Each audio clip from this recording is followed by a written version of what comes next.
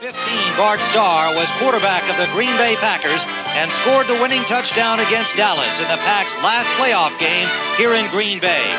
Now Starr is in the playoffs again as a coach, and his quarterback is Lynn Dickey. The Packer offense features the running of Eddie Lee Ivory and an array of all-pro receivers like Paul Kaufman, James Lofton, and the exciting John Jefferson. But as far as Bart Starr, the coach, is concerned, the offense rises or falls on the arm of Lynn Dickey.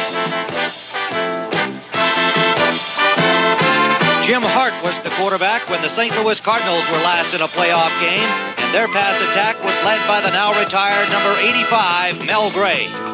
Neil Lomax is the quarterback now, with Hart on the sidelines as his relief pitcher. Lomax is passing to the likes of Pat Tilley, and converted defensive back Roy Green has the Cards in the Super Bowl tournament, but not without help from a young, aggressive defense.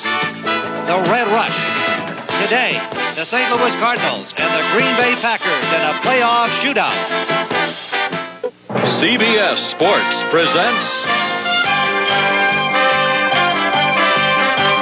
the National Football League. Today, an NFC playoff game. The St. Louis Cardinals against the Green Bay Packers. It is now close to a sellout at Lambeau Field in Green Bay, Wisconsin. 26 degrees at kickoff for the round of 16 in the Super Bowl tournament.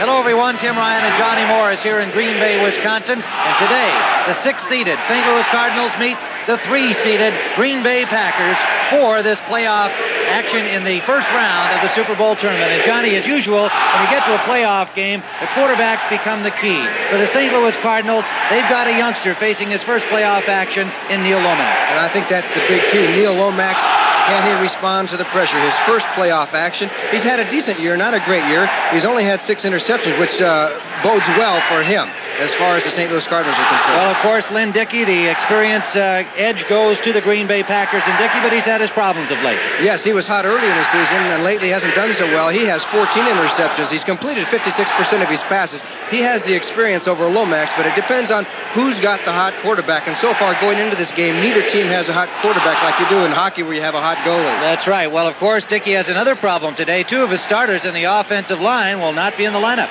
That's right. There have to be some adjustments on the left side of the offensive line for the Green Bay Packers. Tim Huffman and Tim Stokes are going to be starting. Stokes for Carl Swanke, who was hurt a couple of weeks ago. Tim Huffman will be starting for Darryl Goforth. He's out with a pulled groin injury as you look at Bart Starr, the Green Bay Packers. Tim? All right, Johnny, the Cardinals will receive. And it'll be Jan Stenerud kicking it off for Green Bay. You're looking at Stump Mitchell, and he is one of the good return men in the National Football League. Love and Harrell are the other deep men, as we see Jan Stenerud, who's had another outstanding year, the veteran place kicker, and we're about to be underway with playoff action. The Packers to our right in green, the Cardinals to our left in white, and it goes out of bounds at about the 2-yard line. Love was waiting for it there. Randy Love, 4-year man out of Houston, but did not get a chance to return it, so the Packers will have to kick it off again. 26 degrees at kickoff, 88% humidity, gray skies in Green Bay. It's expected to get into the upper 20s. We're almost there now, and the winds are light. There is Jim Hanifin, head coach of the St. Louis Cardinals. A garrulous type who has his team loose and ready for this game. Bart Starr, we were in his locker room yesterday, and his team certainly very relaxed, preparing for this playoff action, a do-or-die situation. And the Packer fans here at the stadium, they are bundled up, but they consider this a real heat wave. They're happy as can be. Well, I'm not so sure I agree, but they've got their feet in the snow. They were able to get the snow off the seats, the bench seats here in Lambeau Field, but they were unable to clear all the snow out, and it has certainly not melted in the last couple of days. And so if you are here today, you better have your ski socks on and some good warm boots. So from 5 yards back at the 30, Stenerud tries again. Mitchell at the 5.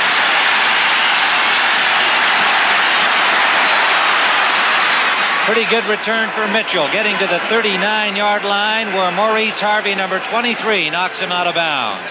And so the St. Louis Cardinals offensively will bring out Neil Lomax, the second-year man from Portland State at quarterback. Anderson and Morris, the running backs. Roy Green, the converted defensive back, and the veteran Pat Tilley, the wide receivers.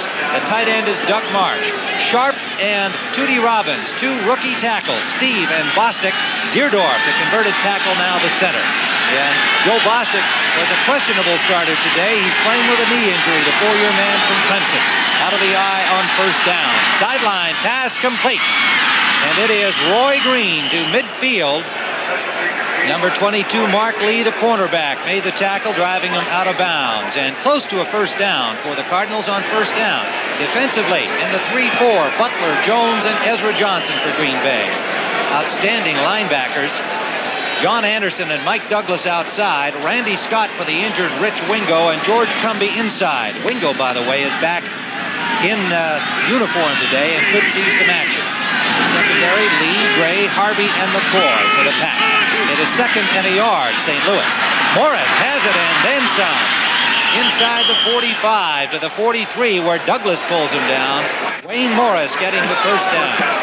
You'll see the Green Bay secondary with Johnny Gray and Maurice Harvey giving them experience there, and third-year man Mark Lee and the veteran Mike McCoy, the cornerbacks. And while we've been introducing the lineups, the Cardinals are quietly sustaining a quick drive right to open this football game. They passed on first down, and the first running play was to the up-back Morris rather than Otis Anderson.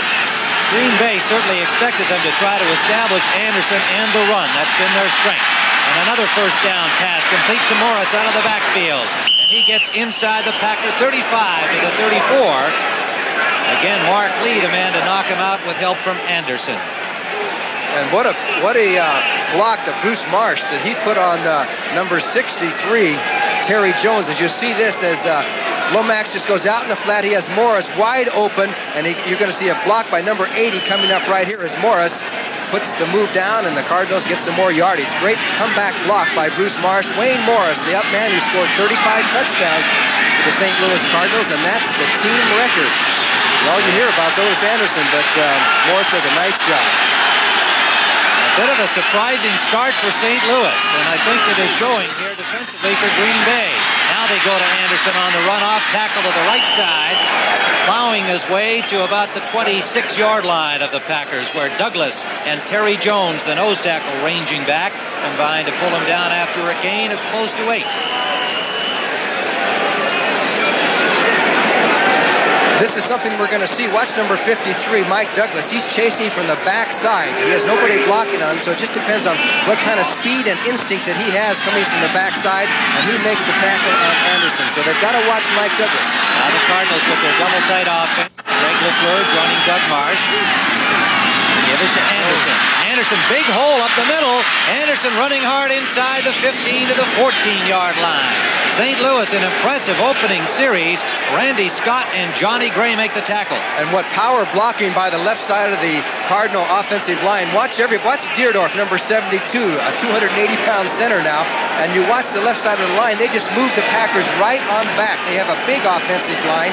Anderson picked his hole and got the yardage. And it's going to be the strength of the Cardinal offensive line against the quickness of the Packer defense. And so far, strength is winning. Slot formation left. Tilley, 83 in the slot. They come back to the weak side. Anderson with room to run. Gets to the 6-yard line. And he's met there by Randy Scott, number 55, the second-year linebacker from Alabama. And it was Douglas chasing from the backside also that got in on that tackle.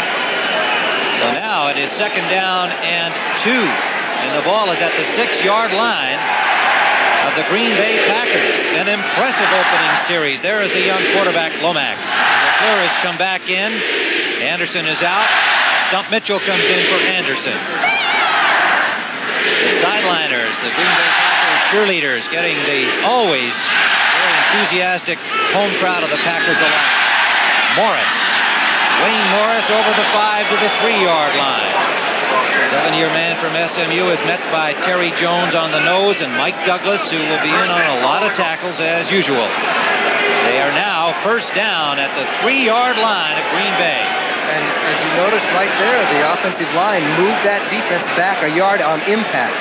And that's so important to how you're going to run the ball, and the Cardinals are really getting the jump on the impact between the offense and defense. They're just moving them a yard or two right off the bat. You're going to gain yardage every play in that kind of situation. Two down linemen have come in on the goal line defense, Richard Turney and Casey Merrill. Richard Turner. Johnson comes out along with Harvey. Anderson. He's hit the 1 yard line, did not get in. Make it to Stump Mitchell, the ball carrier, number 30. Mitchell, the little guy from the Citadel, who's short but not small. Packs 190 pounds. Livonia Albert Mitchell, the 9th pick a year ago. You know, he returned 55 kickoffs a year ago. I mean, last year. That's a lot of kickoff returns in a season. That'll make you shorter than when you started out, I'll tell you that. Second and goal from the 1. Mitchell and Morris are the running backs. Marsh and LaFleur are in at tight end for St. Louis. Mitchell, stop. Slicing through underneath all of that pile. The Green Bay Packer defensive end Mike Butler along with a nose man Terry Jones. And George Cumby, the linebacker. Yes. What a job. Yes, Cumby was back off the line of scrimmage, and you'll see him come flying over the top and guess the hole. It's the second man through. It's the fake to the right, and then comes the left. And here comes Cumby, number 52, right over the top to really make contact. Hold on. Yes, he did. It is 3rd and goal. They lost a half a yard. Mitchell and Morris. Mitchell again. Trying to get through the tackle. Cannot do it. He is stopped short one more time. An aroused Packer audience appreciating the work. And Cumby, number 52, again making initial contact this time. It is 4th down, and the Cardinals send in the field goal unit. Despite a good block by Wayne Morris on Butler, number 77, coming through, it was Cumby who got through right here to make that initial contact and stop Stump Mitchell before he could get his momentum, and the Cardinals are going to be forced to an apparent field goal. Neil O'Donoghue spotting it at the 8-yard line. Mike Schumann, the receiver, replacing Roger Worley as the holder. And it is good. So the Cardinals with a very impressive opening offensive series. The Packers with a very impressive goal line stand have held them to 3. And we have 9:22 remaining. In the first quarter at Green Bay, the Cardinals in front 3-0. Jim Hanifin threw a couple of surprises at the Green Bay Packers on the opening series, throwing the ball on 1st down and marching it down the field before the Pack rose up at the goal line to hold them to the field goal. Neil O'Donoghue from 18 yards out. They went 59 yards in 11 plays. Tim Ryan and Johnny Morris, and we are looking at Del Rogers, the deep return man for the Green Bay Packers. And O'Donoghue's short kickoff taken by an up man, and that is number 82, Paul Kaufman, the tight end. And so the Packers start with pretty good field position. Close to their own 30, they're going to spot it at the 29-yard line. Lynn Dickey will lead them out. Eddie Lee Ivory and Gary Ellis are the running backs. Lofton and Jefferson, the touchdown twins at wide receiver. All-Pro Paul Kaufman at tight end. Swanky not in the lineup. Of course, Tim Stokes getting the start there. Goforth, injured, replaced by Tim Huffman, and then you have McCarron, Harris, and Gray Cook. So 2 of the starters out of the offensive line of the Green Bay Packers. First down. In the slot left is Jefferson. Jefferson in motion. Dickey. Short to Kaufman. Kaufman first down at the 44-yard line of Green Bay. And he is pulled down by the linebacker Charlie Baker, the 3-year man from New Mexico. So both teams come out on the first play from scrimmage and throw the ball. Kaufman might be a big target today because of the fact that the Cardinals obviously are going to put a lot of essence on the 2 wide receivers, Jefferson and Lofton. One new starter in that front 4 is David Galloway, the rookie from Florida. The linebackers, Junior Aarons and Baker. And the secondary, Griffin, Nelson, Perrin, and Allen. Nelson back from an injury, played last week against Washington. First down, Green Bay. They swing it out to Ellis. Ellis with running room. Junior in pursuit. Nelson knocks him out at midfield. A gain of about 5, maybe 6 yards on the play for the Green Bay Packers, and Lynn Dickey felt that this was something they could do effectively today. Throw to the running backs out of the backfield, and Green Bay expected to throw, has come out throwing. 6-yard pickup, 2nd and 4. This is the first playoff game in Green Bay since 1967 when they won that Ice Bowl game. It's hard to believe it's been that long. It sure is hard to believe. It was 13 below that day when Bart Starr took it in for the winning score against Dallas behind Jerry Kramer. 2nd and 4. In motion, the tight end, and they give it to Ellis off tackle, and Ellis has the first down, a loose ball. The ball is loose. The Cardinals say they have it. We have yet to hear a whistle. And it is St. Louis ball. Ellis had the first down yardage, but the Cardinals have come up with it. Recovered by Jeff Griffin, number 35, the second-year cornerback from Utah. The first turnover of the game. And it's a big one with the Cardinals already leading 3-0 as Ellis takes the pitch from Dickey, turns up the field, and he did fumble before he went down. And Carl Allen is in on the play, too. And, boy, there's a whole bunch of them. There's the ball, everybody looking for it, and a whole bunch of Cardinals see it first. Looked to me like Dave Aarons, number 58, pried the ball loose. And he was welcomed by the Green Bay crowd because he starred at Wisconsin. We'll be back. The Cardinals in front and with the ball. Well, as usual, that's one way to get yourself on TV, but maybe those masks are keeping them warm here in Green Bay, too. Here's the fumble play again, Johnny. Okay, as Gary Ellis, as you said, he had the first down. There's a pretty good shot of it, and it looked like... was that Aarons that knocked the ball loose, and Carl Allen jumped on it? All right, first down for St. Louis. They lead 3-0. In motion behind the ball is Pat Tilley. 2 tight ends in. Quick flare out to Roy Green, and Green, he loses the ball. And the officials indicating it was already down in possession of St. Louis. A 9-yard pickup. Douglas, the man to come up with a loose ball, but after the whistle had blown. And that was a nifty play by Lomax. It's a little quick look to the right, and the wide receiver screen out into the left side. You're going to see Louis Sharp. They have to have the tackle comes out there. Watch 67.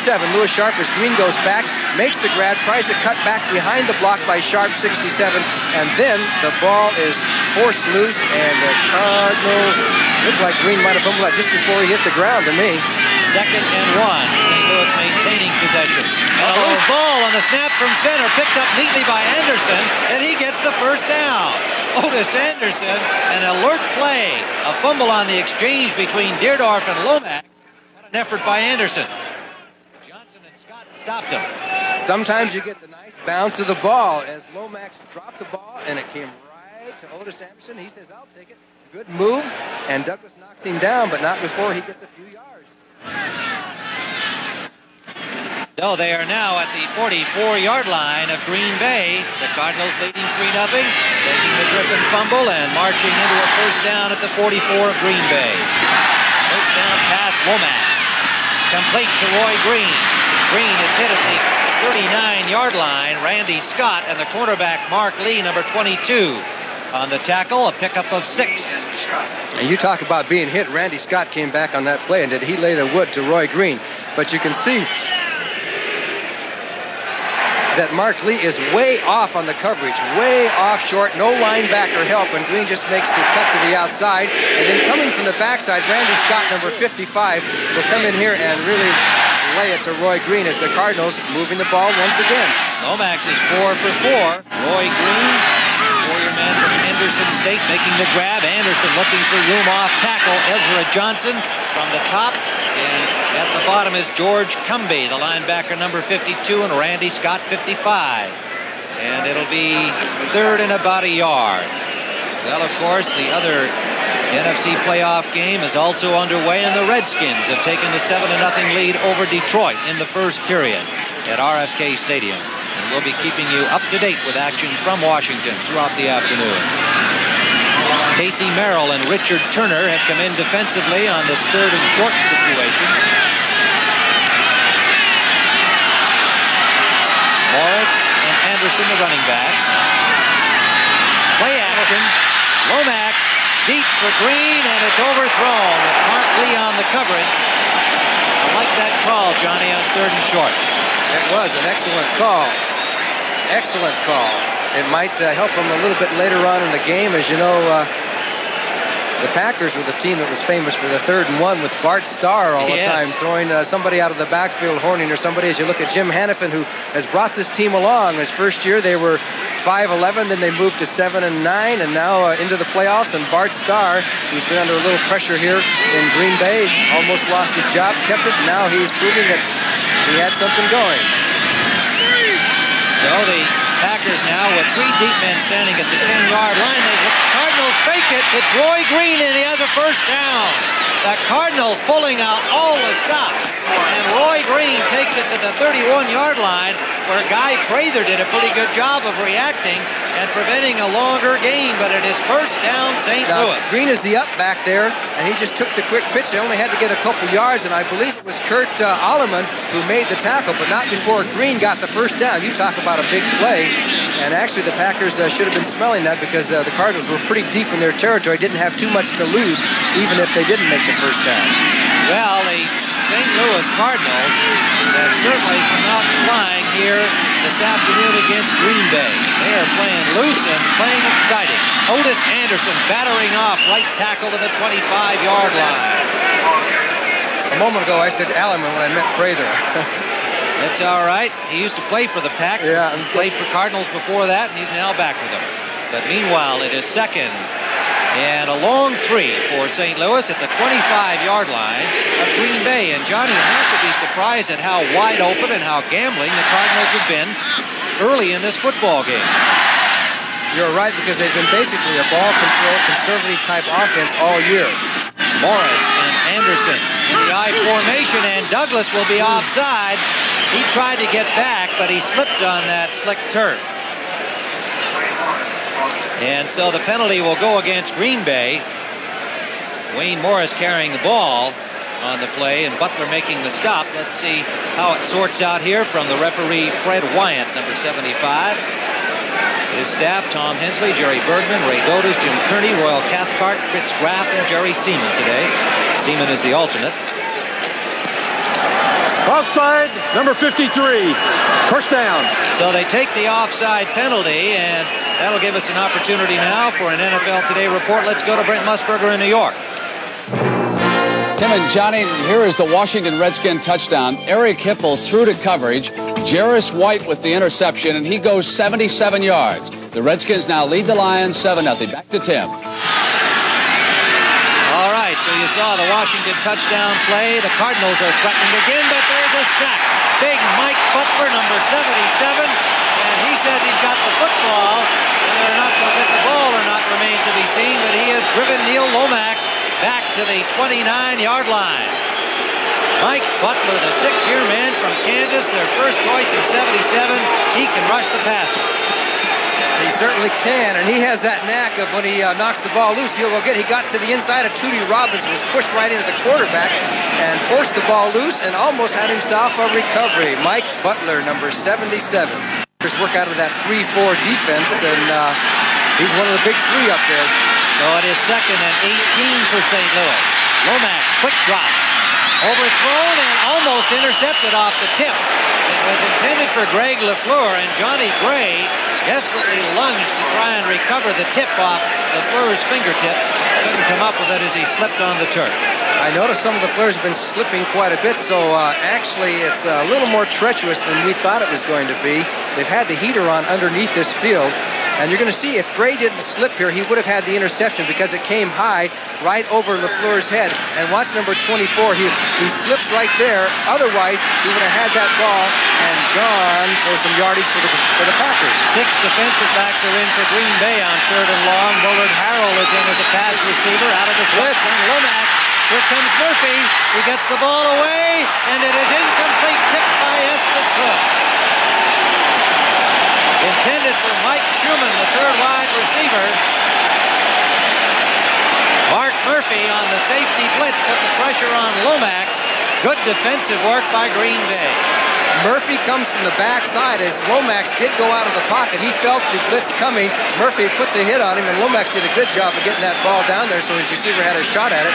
But Estes Hood knocked the ball away, and the Cardinals are going to be forced to go for another field goal. O'Donoghue will spot it at the 34. A 44-yard attempt. Schumann will hold.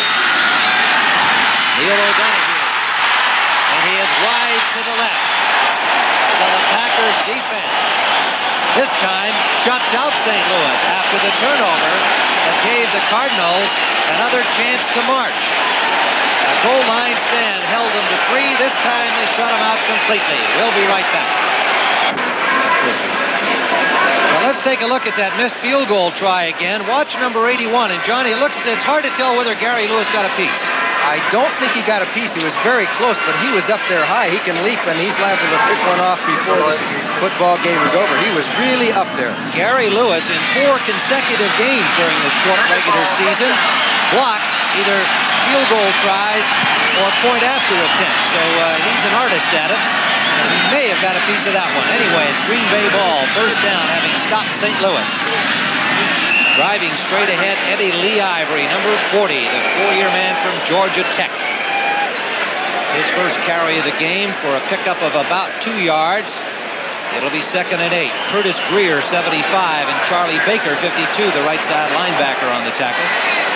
You know, these two teams haven't played each other since 1976. That's a long time, so they didn't have any actual combat to go by, so you got to look at a lot of film. They each get 4 games, so they tried to study each other that way. Game film. Gary Lewis set on the wing left. Jefferson and Lofton, the wide receivers. Lewis in motion behind the ball. Ellis off tackle right. Good hole, and Ellis drives hard for a first down. All the way to the 40-yard line of Green Bay, where Herb Williams, nickelback number 42, made the hit with David Galloway, the defensive tackle, coming back to help. Now, E.J. Jr. is the man who maybe might have had a shot at this, number 54. He's out to the outside here, but you can see that he was played off the block, and then number 42, of course, comes in to make the tackle. Herb Williams, but not before the Packers get that first down. At their own 40-yard line, there is Gary Ellis. What a pickup he was from the Los Angeles Rams as a free agent in 1980. Rushed for 228 yards this year. He can catch it. They go wide open as Jefferson. Touchdown! John Jefferson took it to the goal post. And Dickey on the money. Carl Allen on the coverage, but Jefferson got inside on him and had clear sailing. He put some kind of move on him. Look at J.J. He wants that crowd to go wild. He figures he deserves a good hand. He was great. It's fantastic for a football team to have this kind of a man with the kind of spirit that he has. John Jefferson. Watch Jefferson and watch number 27, Carl Allen. Jefferson's here at the bottom of your screen. Allen thought he was going to the corner. He really faked him out, went to the post pattern, and Dickey hit him on the schnoz into the end zone for the touchdown. Carl Allen really went for the move to the back to the corner. Stenerud converts. And the Packers have gone in front. 7-3 with 1:42 remaining in the first quarter. Okay, now it was just a little quick move, but 27, Allen went for it. He turns his back to the receiver. That's the Cardinal error. And he lost sight of him, and boom. No pun intended when I said Cardinal error, but that was a Cardinal error as John Jefferson takes it in. Touchdown, Green Bay. 73 yards in 3 plays, a 60-yard touchdown strike from the veteran quarterback, curly-haired Lynn Dickey, to J.J. Jefferson.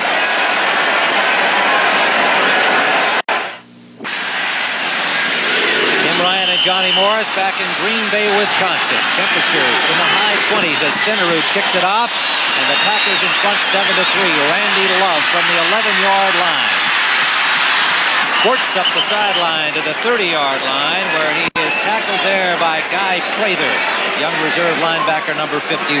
73 yards in 3 plays, a 60-yard bomb to J.J. Jefferson, and believe it or not, his first touchdown pass.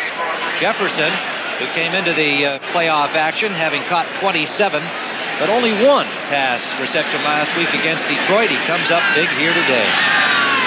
It's hard to believe that Jefferson could play a whole season and not have a touchdown reception. That's only 5 yards shorter than his longest 65-yarder. With his first down, St. Louis. Anderson off tackle, good hole, and he gets about 9.5 out to the 39-yard line of St. Louis. Good blocking by Tootie Robbins and the pulling guard Terry Steve. Cumby and Harvey making the stop for Green Bay. And Wayne Morris threw a good block out front. And that time you're going to see Randy Scott's going to be a little ticked off at himself. Number 55, he went for the hand tackle right there. Number 55 and just let Otis Anderson ran right through him. Second, less than a yard to go for the Cardinals. Morris has the first down before he's driven back by a pile of green-clad Packers. You know, there's the hero of the moment. Well, there's a whole bunch of heroes there. We're going to win. We're going to beat this. JJ's going to make a speech, too, in addition to contributing to the pass attack at Green Bay. You're looking at a little temporary dugout built here on the sidelines, both sides of the field. The Packers didn't just build one. They gave the Cardinals one as well. Do you think they would have built one of those if Vince Lombardi was still a coach? I don't know, and I don't think Bud Grant would go for it either. Of course, he's playing the entire game indoors tomorrow. It is first down, St. Louis, short drop, and they swing it out for the tight end, Doug Marsh. He is hit right at the line of scrimmage. Good coverage over there, and it was George Cumby ranging out, and Mike Douglas and Randy Scott, the linebackers, all helping each other. You know, every Friday, the Packers linebacking crew meets for lunch, and one of them has to do the cooking. Okay, you're going to see Terry Steve, number 68. He's going to come out into the flat here, and he's going to put the old hit on Douglas before he makes the tackle, but Douglas took the hit and made the tackle. Nice play. The gun has sounded, ending the first quarter here in an exciting playoff action. Both teams playing very, very well. So at the end of one, the home team, the Green Bay Packers, leading the St. Louis Cardinals 7-3.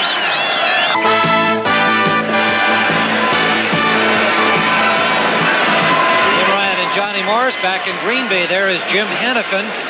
And he has his young Cardinal team in the playoffs. For the first time since 1975, the Cardinals lost that year to the Rams. The Packers making their first playoff appearance in 72. There you see the time of possession as we begin the second period of play with the Cardinals to our right and white. Draw play, Anderson. Anderson picks up about 8 to midfield.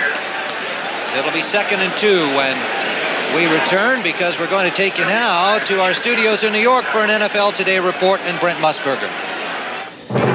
Tim, the Redskins had a touchdown called back because of backfield in motion. So Mark Mosley kicked his 26-yard field goal. The Redskins now lead the Lions 10-0. Back to Tim Ryan and Johnny Morris. All right, well, the favored Washington Redskins, seeded number 2, jump off to the early lead. Here it is 7-3 for the home team. Number 3 seeded Green Bay Packers. Cardinals with the ball on 3rd and a yard and a half, and Anderson has it and then some. Inside the 45 to the 44-yard line of Green Bay, where Douglas and Cumby, 53 and 52, make the tackle. And did you see Wayne Morris up front? Boy, what a block he threw. We've got a man down here. Might be it's Anderson. It is the ball carrier, Otis Anderson, and obviously in some pain. Well, that would be a huge loss, an obvious thing to say, but the St. Louis attack, despite the fact they've come out throwing, certainly is still keyed around the running of Otis Anderson, who had 587 yards over the 9-game regular season, 4th best in the NFC.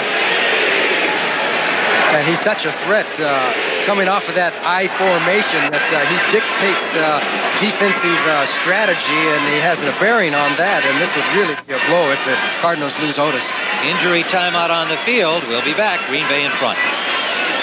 Otis Anderson still receiving medical attention on the field. Let's go back and see the play. He gets really tangled up here, running off tackle right. You'll see 53 Douglas gets a hand on him and drags him down, and then Cumby's in on it, and Gray is in on the tackle, and he just seems to get his legs all tangled up underneath him. And it's hard to tell exactly what happened, but everybody is still around him, and he is still on the... There he goes. You can see the agony. So they're being very careful naturally with Otis Anderson. In that first period, you saw the time of possession. St. Louis had it for 12:24. Green Bay for only 2 minutes 36 seconds, and yet they lead on the bomb to Jefferson. Lomax was 5 of 8 for 35 yards.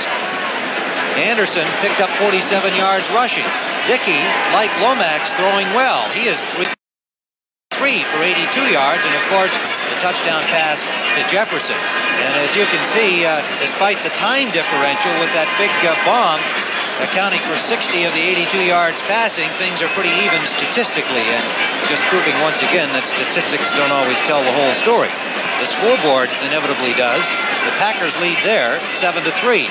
Now, if you joined us along the way, St. Louis came out throwing. They moved the ball right down the field in the opening series. The Packers rose up and stopped them near the goal line at the 3, and O'Donohue kicked an 18-yard field goal to give St. Louis the early lead. Then the Packers were moving well, but Ellis fumbled the ball. It was stripped away, and Griffin recovered for St. Louis, and this time they were stopped shorter as Green Bay surrendered nothing. O'Donohue missed a 44-yard field goal that may have been tipped by the Packers' Gary Lewis en route to the uprights. And then Dickey hit Jefferson, a 60-yard touchdown bomb, as they are bringing out the cart here to help to get Anderson off the field if necessary, but he is at least now sitting up.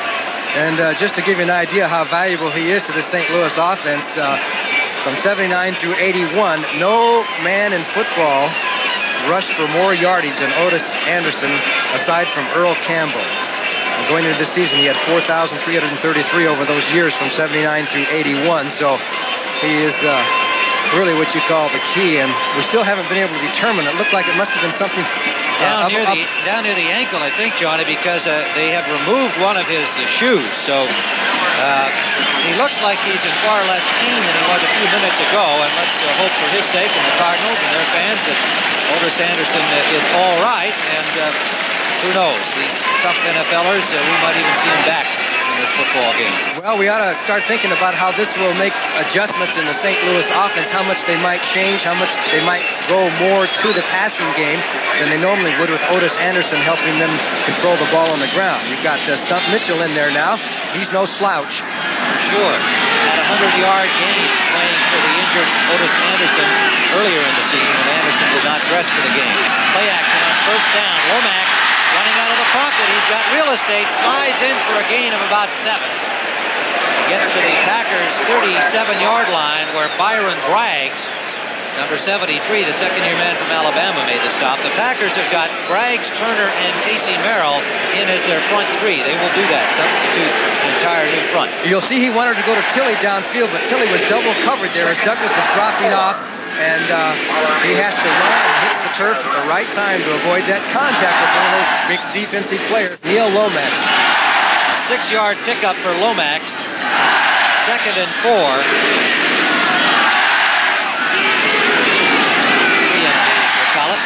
Blitz.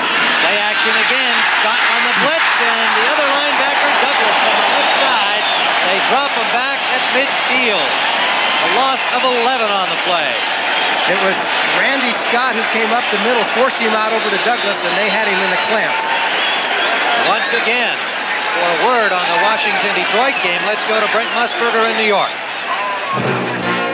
Tim, the top of your screen. The Lions are pressing Alvin Garrett, who replaced the injured Art Monk. A beautiful touchdown pass from Joe Theismann. The Redskins dominating the first half 17-0. Back to Tim Ryan. All right, so the Redskins opening it up against Detroit, and now the Packers in a 4-man front. Casey Merrill joining Johnson, Jones, and Butler have come back in.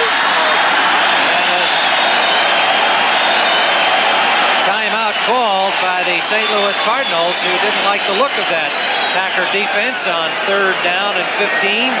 So with the timeout, we'll return to Lambeau Field. 12:30 to go in the half. Green Bay in front. Tim Ryan and Johnny Morris here at Lambeau Field. Lomax back on the field as he didn't like the look of that defense.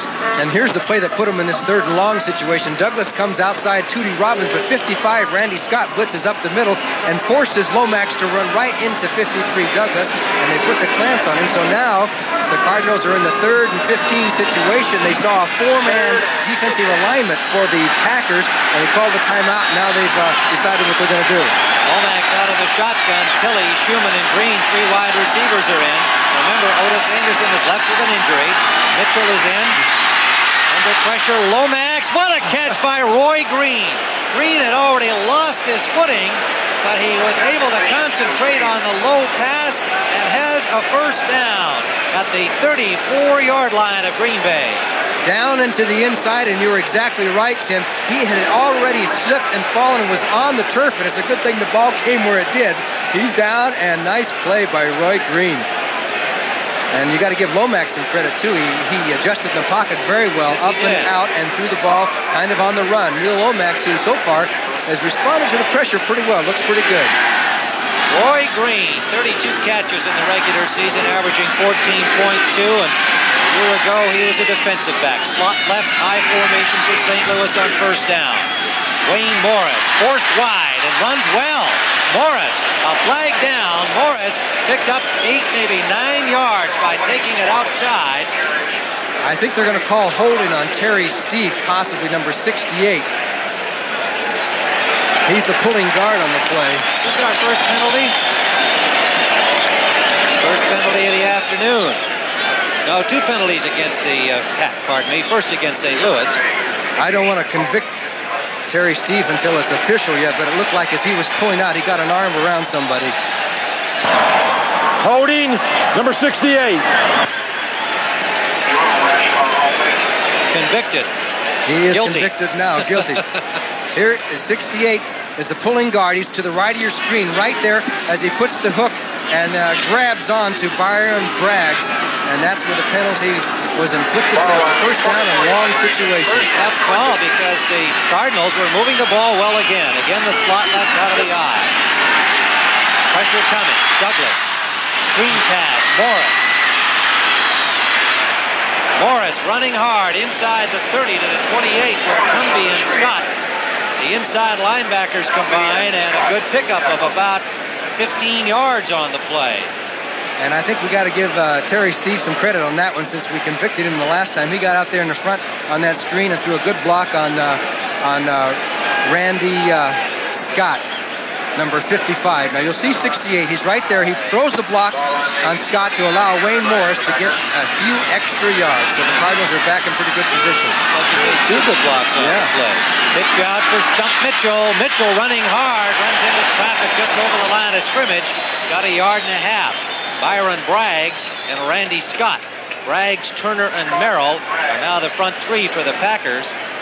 Doc Urich, the Packers defensive boss, likes to make that kind of a substitution. Look at this. St. Louis with 29 offensive plays, and yet they trail in the football game. But they are moving the ball effectively. They have since the opening kickoff.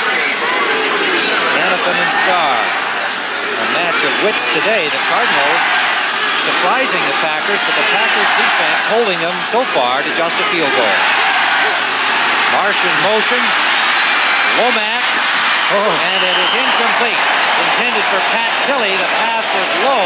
On the coverage was Mike McCoy, number 29. 3rd and 3. And actually it was Stump Mitchell, I think, who obscured Pat Tilley's vision on that. Somehow Mitchell and Tilley got right together, and makes it a little bit difficult, as you'll see Tilley go down for his pattern. McCoy on the coverage. Dip to the outside. Here comes Stump Mitchell, number 30, who brings a little action right into Tilley, who drops the ball. Actually, it was a catchable ball. He should have had it. O'Donoghue's field goal try from the 34 is blocked. And it was Gary Lewis. He got through there. Gary Lewis, who has become an artist at this business, comes up with perhaps his second block of the day. We can't confirm the first one, but this one he clearly got. And that is the 5th time this season that the big tight end, Gary Lewis, has made this kind of a play. He gets up there so high that you would think that it was illegal that he was going off of one of his teammates, but he gets up there on his own without cheating, because they have a rule against that now. Here comes Lewis, number 81, and gets his hands right on it. Actually, both hands. Let's get a bird's eye view of it from behind the defense. Look at that, number 81, arms out. He almost caught the ball. That would have been a heck of a catch, wouldn't it? Sure would. The second-year man from Texas, Arlington. What an athlete. Green Bay holds the lead, 7-3. Well, next week, NCAA action. The 50th annual East-West Shrine Game. 3:45 Eastern Time. John Elway of Stanford, Tony Eason of Illinois hook up at quarterback, and a cast of outstanding young college players. That's next Saturday. 3:45 Eastern Time on CBS Sports. Tim Ryan and Johnny Morris for the Packers. Gary Lewis has blocked the field goal try of Neil O'Donoghue, who is now 1 for 3 today, and the Packers take over at their own 27-yard line. Eddie Lee Ivory running hard, gets out over the 30 to the 31, pulled down by Charlie Baker, number 52. And a pickup of about 4 yards for Ivory. Number 1 choice in 79 has had 2 serious knee injuries, but has battled back. The Cardinals, here's what's happened. They marched down the field and got a field goal the first time they had the ball. Then they missed one the next time after a Packer turnover that might have been tipped by Gary Lewis. Lewis made no doubt in anybody's mind on the next one. He blocked a 44-yard try by Neil O'Donoghue. Meanwhile, the Packers have had the ball only twice, and there was a flag down on the last play. That was only their 7th play from the line of scrimmage, and they had a holding play on that one, so the Pack has a tough first down situation here. A long first and about 20. 3 wide receivers in for the Green Bay Packers. Rookie Philip Epps from TCU joining Jefferson and Lofton. In motion, Jefferson behind the ball. Screen pass. Ellis can't handle. Screen pass intended for Ellis. A little bit high. Ellis could not control the football, and Dickey doesn't look too happy with the play. Well, Curtis Greer was putting some pressure on Dickey, and the pass wasn't as good as he would like it to have been. It would have set up very well for the Packers because they had the lineman out there. That's the first missed connection. Dickey was 3 for 3 for that pass. There's Curtis Greer, considered their best pass rusher, the 3-year man from Michigan. 7.5 sacks, bolstering that reputation. This defense did very well. It's a young defense. They played very well this year for St. Louis. Second, about 20.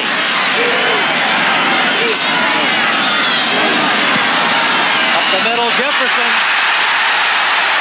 Jefferson is nailed by Carl Allen.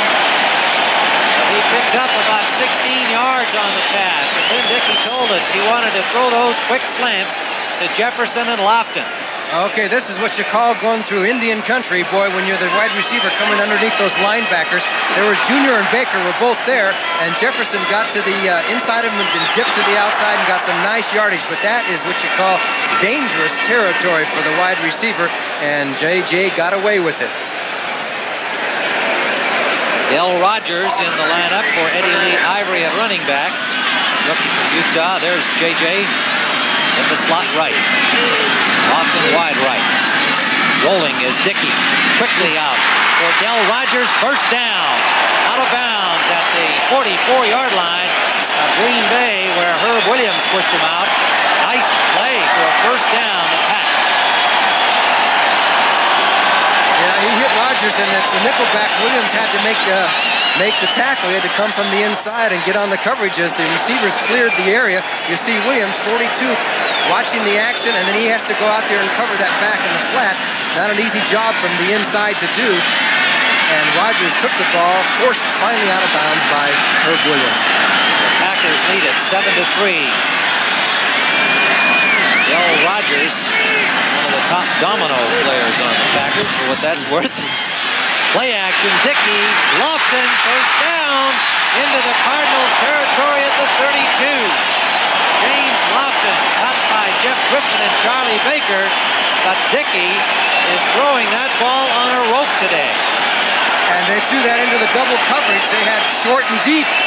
As you can see, the back up short. Benny Perrin is down deep to take the coverage, but he slips, and Lofton stops, and then Perrin gets up, number 23 right there, to make the tackle. Jeff Griffin was injured on the play, the second-year man from Utah. There's James Lofton. Interesting on that replay, Johnny, you can see Jeff Griffin as Lofton went by him, pointing behind him and saying, hey, help, you pick him up. And that is Griffin, who is the man down. And the Cardinals have already lost Otis Anderson. And this young cornerback, if he is out for a while, that's another serious blow.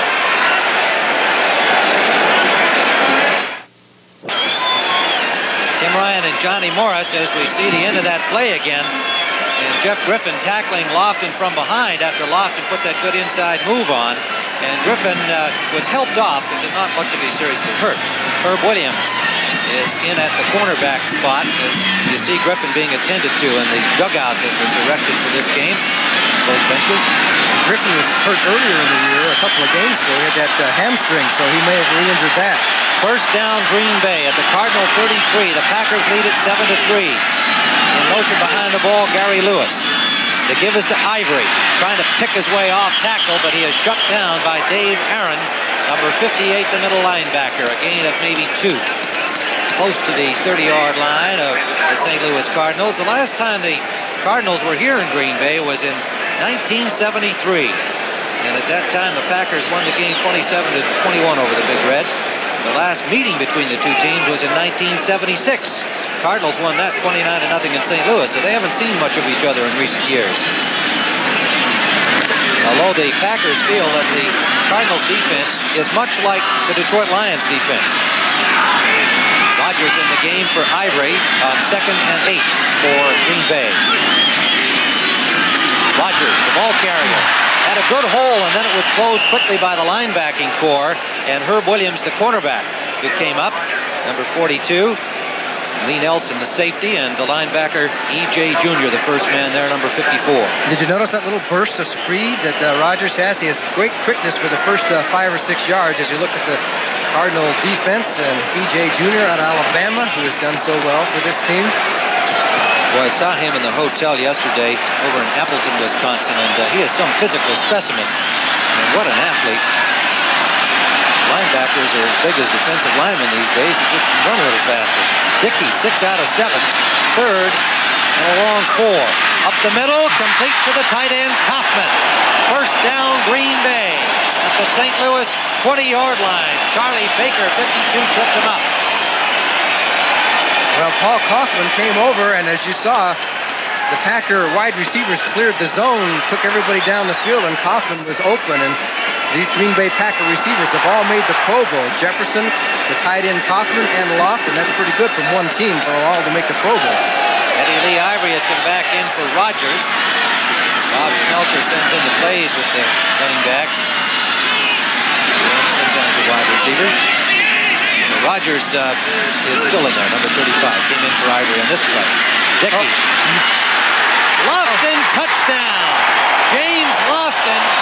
And the Packers have scored again. And slipping in the end zone was Benny Perrin, number 23. Well, I'm not sure he would have been there anyway, Johnny, but he did slip. Lofton wide open and Dickey on the money. Well, he would have had a much better shot at it had he not slipped.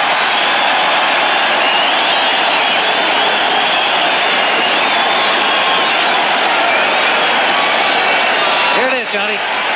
Okay, we'll get the end zone shot of it. It's very good pass protection. They try to crisscross. Lofton down, quick across the field, and you'll see Perrin. You can't even see him in the picture. He slipped so badly, and he has slipped several times. Don Stenerud nails the point after. And the Green Bay Packers have opened a 14-3 lead. Watch Lofton on the play, and we may even see Perrin's problem. Okay, there you see Lofton up the left of your screen, down the field. Allen pushes him inside. They're playing him inside, outside. Perrin is waiting, 23 at the top of your screen. Down he goes, but he had been faked out anyway. He turned his back to the receiver. It made it look very easy. James Lofton, a man who can high jump, or I should say long jump, 27 feet. Well, next week we've got some college basketball for you. 2 of the highly ranked teams. The McRae brothers, Rodney and Scooter, lead the high-flying Louisville Cardinals against Coach Ray Myers' DePaul Blue Demons. College basketball next Sunday on the home of the NCAA Basketball Championship, CBS Sports. Lynn Dickey to James Lofton, a 20-yard scoring strike. The second touchdown pass by the Packers. They lead it 14-3. Mitchell taking Stenerud's kickoff. He's got running room, and Stenerud piled up a blocker and forced Mitchell out of bounds at the 49, but the Cardinals in excellent field position on the kick return by Stump Mitchell, number 30. Well, he's a game breaker on those returns as the wedge really broke for him. Mitchell took it to the left, so he didn't try to go to the middle. He stayed to the left, got the big break, and the man who last year, look at this, he's got hardly anybody close to him. As his convoy, especially number 40, Randy Love, did a nice job to help Stump Mitchell get down the sidelines. Good field position once again for the Cardinals. 42-yard return for Stump Mitchell. Cardinals have been able to move the ball, but they have only 3 points to show for it. Quick pitch to Tilley. And that's shut down with a beautiful open field tackle by Mike Douglas, the all-pro linebacker. Loss on the play of about a half yard. St. Louis has to be frustrated because they have moved the ball well, not on that play, but they have only 3 points. There's Douglas going for the sidelines, and he spots the pass and is right up there, and Tilley just can't get away from him. Michael Douglas is as quick as anybody, especially for a linebacker. The offensive line didn't get out there to help Tilley. Lomax is 8 for 12. This time they go to Mitchell, and Mitchell has a first down into the Packer 40-yard line, pushed out by safety Johnny Gray, number 24. And we got to give some credit to Louis Sharp, the left tackle, number 67. Showed that he can move, and he helped jam everything up there as he'll hit George Cumbie. There's Cumbie, 52. Louis Sharp puts the block on him, and that allows Stump Mitchell to get to the outside and get the first down for St. Louis before Johnny Gray finally knocks him out of bounds. Two starting offensive tackles were rookies. Louis Sharp from UCLA, Tootie Robbins from East Carolina. He was certainly a most pleasant surprise to have him able to be a starter in his first year. Mitchell, the ball is loose. Green Bay apparently has recovered the football. Stump Mitchell took quite a lick from Mike Butler, number 77, just as he got the ball, and the Cardinals turn it over.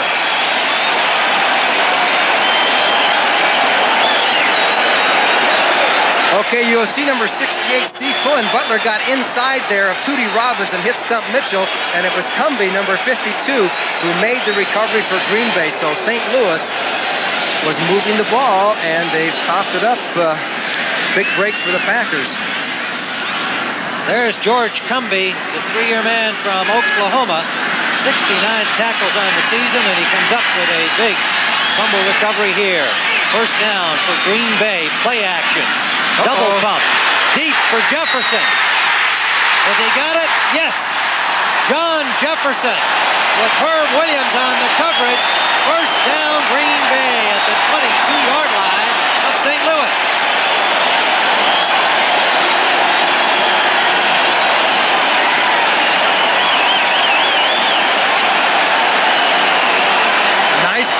Fake of the action over to the left side, and Jefferson just turns on the speed, gets inside position on Herb Williams, and the pass was thrown to the inside with no free safety to help out.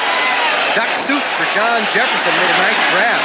39-yard pass play. Dickey to Jefferson. Packers out of the eye on first down, threatening to score again. They lead 14-3. Eddie Lee Ivory cutting back against the grain. Did not get much. The Cardinals shut him down at the line of scrimmage. Curtis Greer was there, and so was Mike Dawson, number 73, at the bottom of that pile. And I think that last pass to Jefferson was a classic case in point. They really had the double coverage to the other side on Lofton, and they decided not to double both wide receivers, which gave Jefferson a one-on-one situation, and he's tough to cover one-on-one, and that's what is so great when you have two wide receivers that are such threats. So it is second down and 8 for the Packers. Two wide receivers are in. The rookie Epps joining Jefferson and Lofton. Dickey up the middle for Jefferson, incomplete. He actually dropped one. John Jefferson, who has caught 3 for 116 yards already.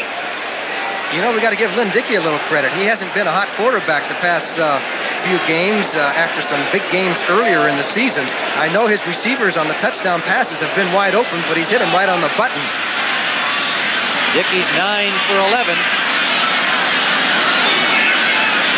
Well, we'd like to welcome those of you who have been watching the Detroit-Washington game, where Washington now leads 24-0. Here at Lambeau Field, the score is Green Bay 14 and St. Louis 3. The Packers are driving again. Third down and 8. Big hole for Ivory. Ivory forced out of bounds at the 2-yard line. Eddie Lee Ivory. Eddie Perrin pushed him out. And a good piece of running and blocking by the Green Bay Packers. Yes, and Tim Huffman, who had to get the start over Darryl Goforth because Goforth was injured, did a nice job of pulling on that play, created a big hole.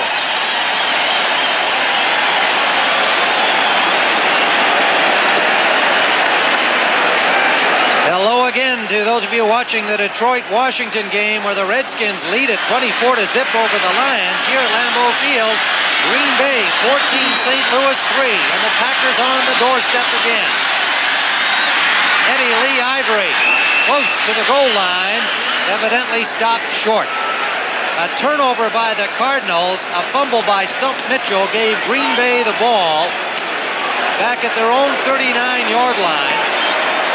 And then there was a trap block by Tim Huffman, number 74, as Ivory pushed out of the tackle here, finally knocked out of bounds by Perrin, but not before he put the Packers in great shape. They're now down to the 1-yard line. Eddie Lee Ivory. And that run followed a 39-yard pass from Dickey to John Jefferson, who has been a big man today in the early going for Green Bay.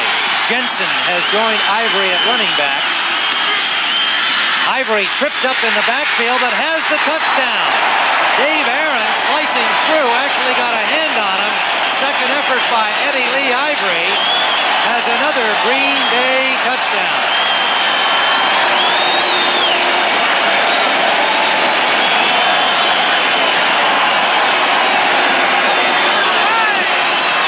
Okay, you can see the penetration by Aarons and Mike Dawson, 73, and Ivory just kept driving, got himself over for the touchdown. Not bad for a man who's had 2 knee operations in the past 3 years. Jan Stenerud will attempt the point after.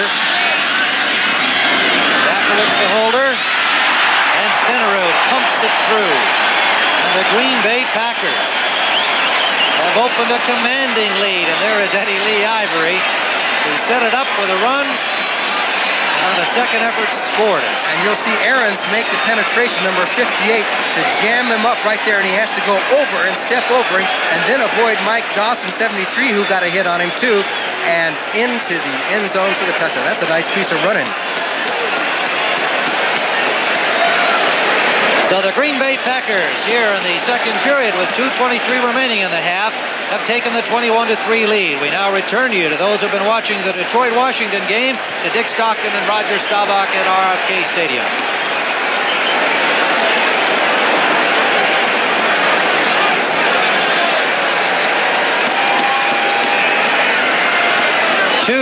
.23 remaining in the half. There is Jim Hannafin, who has watched his team march the ball offensively, effectively, and yet they have only 3 points to show for it. An 18-yard field goal by O'Donohue in the opening offensive series. Then O'Donohue missed a 44-yard field goal, and they have not been able to come up with any more. Green Bay, as you can see, they have not had the ball all that often, but they've scored on their last 3 possessions. Well, that's really been the big play capability. The Packers have that. They have people like Lofton and Jefferson, and they can give you the big play, whereas the Cardinals are not quite as explosive, especially with Otis Anderson out of the football game, and we're going to see what his situation is. Stenerud will kick it off. The deep man in the middle is Randy Love. For St. Louis, it's a short kick at the 10-yard line, Willard Harrell. Over the 20 to the 24-yard line, and the Packers special team doing a good job with Harlan Huckabee leading the way, number 25 for Green Bay. So the Cardinals now in a hole.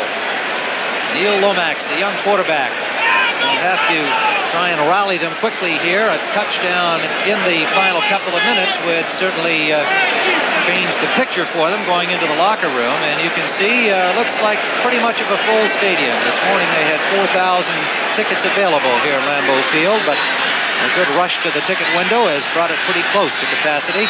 First down, St. Louis from the 24. And Lomax is dropped by Ezra Johnson and John Anderson. Number 90 and number 59. A sack that drops Lomax for a loss of 6 or 7. Well, the Packers were in a 3-man front, but they blitzed one of the linebackers, and the Cardinals with 6 blockers weren't able to pick it up. And that, as Stump Mitchell didn't get too much of a block, and here's with Johnson there, and Johnson made the hit with help from Anderson. Well, they have signaled a 2-minute warning here at Lambeau Field in Green Bay, and so the Green Bay Packers lead the Cardinals 21-3. Blowing in was Mike Butler, number 77. Last time the Pack had a home game, they only had one this season here in Green Bay. The temperature was 10 degrees. Here we are in January, and it's actually warm in the 20s. And this is the latest game in the history of the Green Bay Packers here in Green Bay. They've never played one this late in the year. Just as we went to the commercial at the 2-minute warning, you saw Otis Anderson being wheeled off. False start. False start called by Fred Wyant. And the word is that he was x-rayed in the Packers locker room where that facility is and suffered a sprained ankle, no fracture. Has since been taken to the St. Louis dressing room. They have put the ankle in a splint, so we will not be seeing Otis Anderson back in action this afternoon. A big blow for the Cardinals and their fans. Out of the shotgun again on second and very long. Lomax near the goal line. Chased by Johnson, and it's intercepted by Mark Murphy. Murphy for the Packers brings it inside the 15 to the 12-yard line. Lomax being pursued by Ezra Johnson, and he threw it right at Mark Murphy. Lomax had to make the tackle. And that was the key. Four-man rush for the Packers, and Ezra Johnson got by Lewis Sharp and just put the pressure on Lomax, had to throw the ball on the run. And look at that, right to Mark Murphy, number 37. The Packers have a chance to score once again before halftime. He's finally brought down by Lomax himself on the tackle. Mark Murphy, number 37, second year out of West Liberty. He was the sixth defensive back in that alignment for the Pack. And another big turnover has hurt the Cardinals. First down, Green Bay at the St. Louis 12. And plenty of time, 1:46 left in the half. And look at halftime there. Washington 24, Detroit nothing. Dickey on first down for Kaufman, incomplete. Diving try by Paul Kaufman, number 82. Second and 10 on the coverage, the safety Lee Nelson. Super effort by Kaufman. He gave it all he had. And notice the time that Lynn Dickey has on this play. The Packer offensive line, which is a little bit banged up, just really gave him the time, and the pass was almost right on the nose there. Good play. Good try. But as I said before, there's still 1:41. I don't think the Packers have to feel that they're in a big hurry to throw the ball over. They have timeouts galore. Three wide receivers are in. Jefferson moves into the slot left. Gary Ellis, the lone setback. Screen pass, Ellis. Gets one block, gets two, and a good defensive play by Herb Williams, number 42. Stops him at the 5-yard line of St. Louis. The man from Missouri, Gary Ellis. Third down and about 3 for a first down. Let's make it 2. 2 yards to go. Let's watch that offensive line because it's a little screen pass and it sets up nicely. Ellis yells go right here, and you'll see the lineman turn up the field as he yelled go. There's Leotis Harris out front, number 69, throwing one block, and Ellis gets down to the 5-yard line. 1:34 on the clock. 3rd and 2 for a first down. Packers threatening to really open this lead up. They lead it 21-3. Rolling, Dickey complete to Ivory. Touchdown! Eddie Lee Ivory.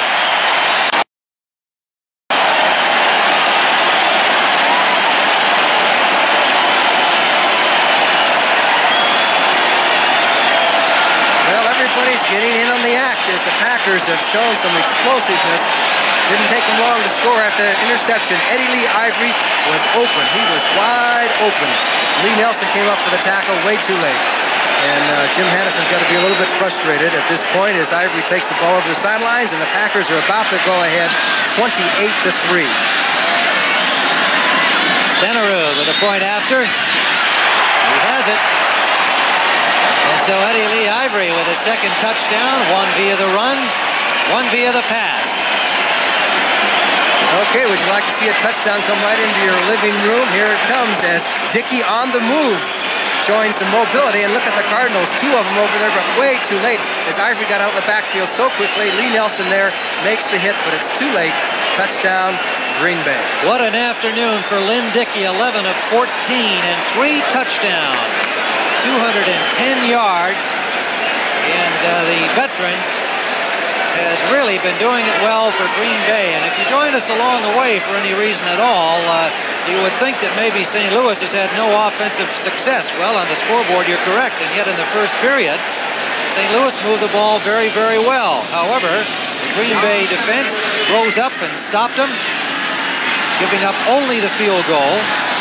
O'Donohue missed a 44-yarder. Then he had one blocked from 44 yards early in the second period. And then when the Packers finally got the football, each time they've had it, they've made something happen. And Murphy's interception setting up Dickey's 5-yard scoring strike to Eddie Lee Ivory on this last drive. Stenerud. Short kickoff again. Willard Harrell dancing along the 20 is stacked up at the 24-yard line. Guy Prather, number 51, reserve linebacker, stopping him there. Cliff Lewis, another reserve linebacker, number 56, in on it.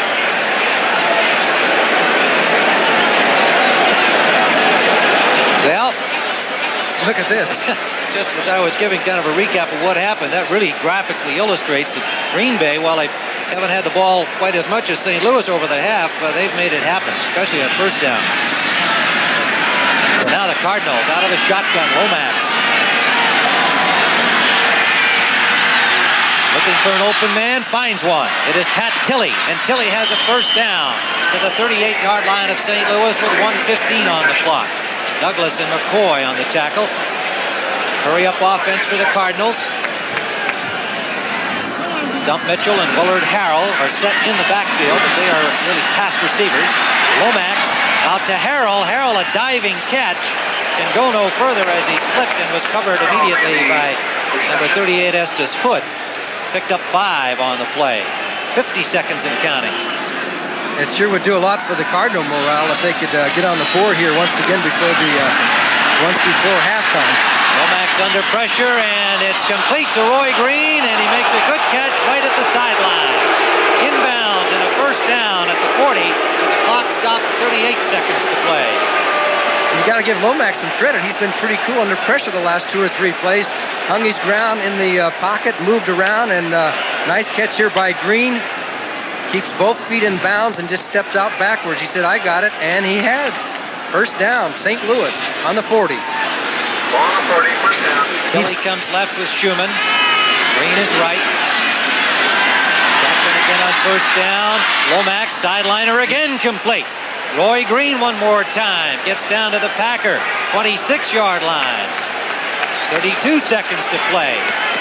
Lomax showing some grace under pressure.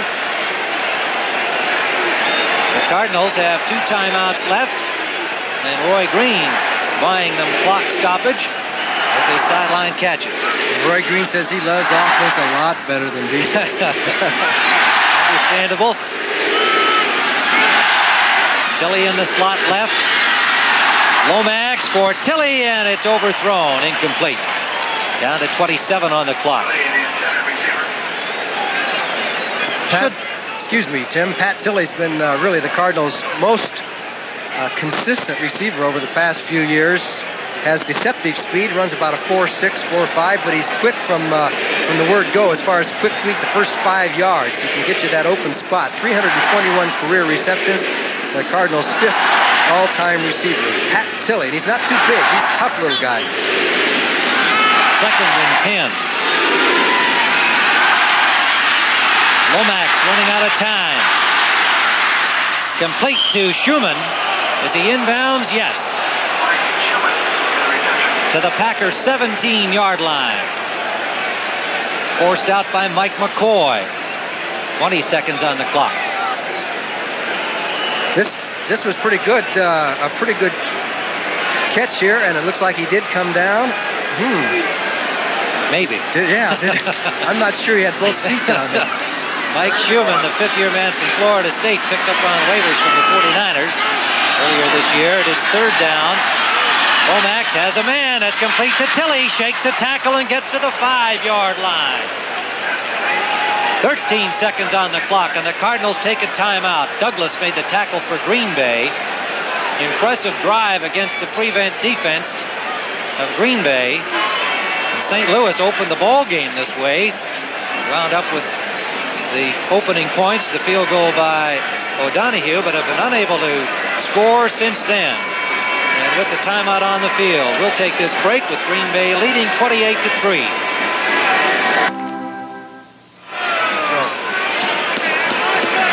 The preceding message was brought to you by the National Football League. Bart Starr with 13 seconds left in the first half would like to see his team stop the Cardinals here, who are trying to get themselves back into the game.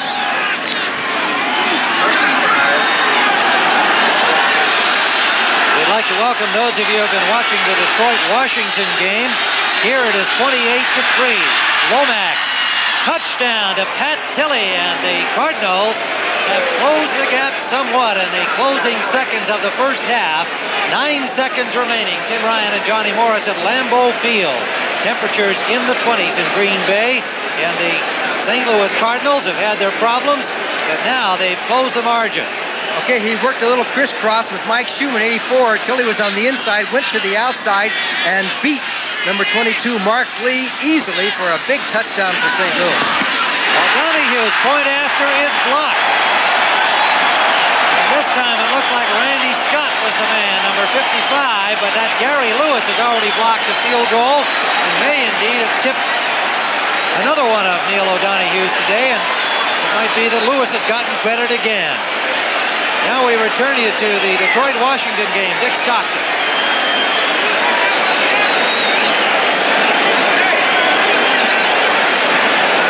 Well, we'll have to check a replay if we can to see whether that was Lewis or Scott, but Gary Lewis has got to be the expert, certainly this season. He had 5 blocks, and he may have picked up another one. Number 81. Let's see who gets it, Johnny. Yeah, Lewis again. Boy. Wow, isn't that something? It almost went under his legs. Gary Lewis, that's his second and maybe his third of the day. We're just kind of waffling on the first one because we are uncertain as to whether he actually tipped O'Donohue's second field goal try of the afternoon. But it is 28-9, and an impressive 2-minute drill by the St. Louis Cardinals' young quarterback Neil Lomax, finally getting a touchdown for St. Louis. The Cardinals having moved the ball effectively, but just unable to push it into the end zone. Donohue's kickoff is high and deep to the 4-yard line. Taken by Del Rogers, number 35, a flag down on the return, and the Packers will get it to the 23-yard line where Kurt Ellerman makes the tackle for the St. Louis Cardinals with 3 seconds remaining in the half. Gary Lewis was a basketball player in high school. You got to figure that with that jumping ability that he has.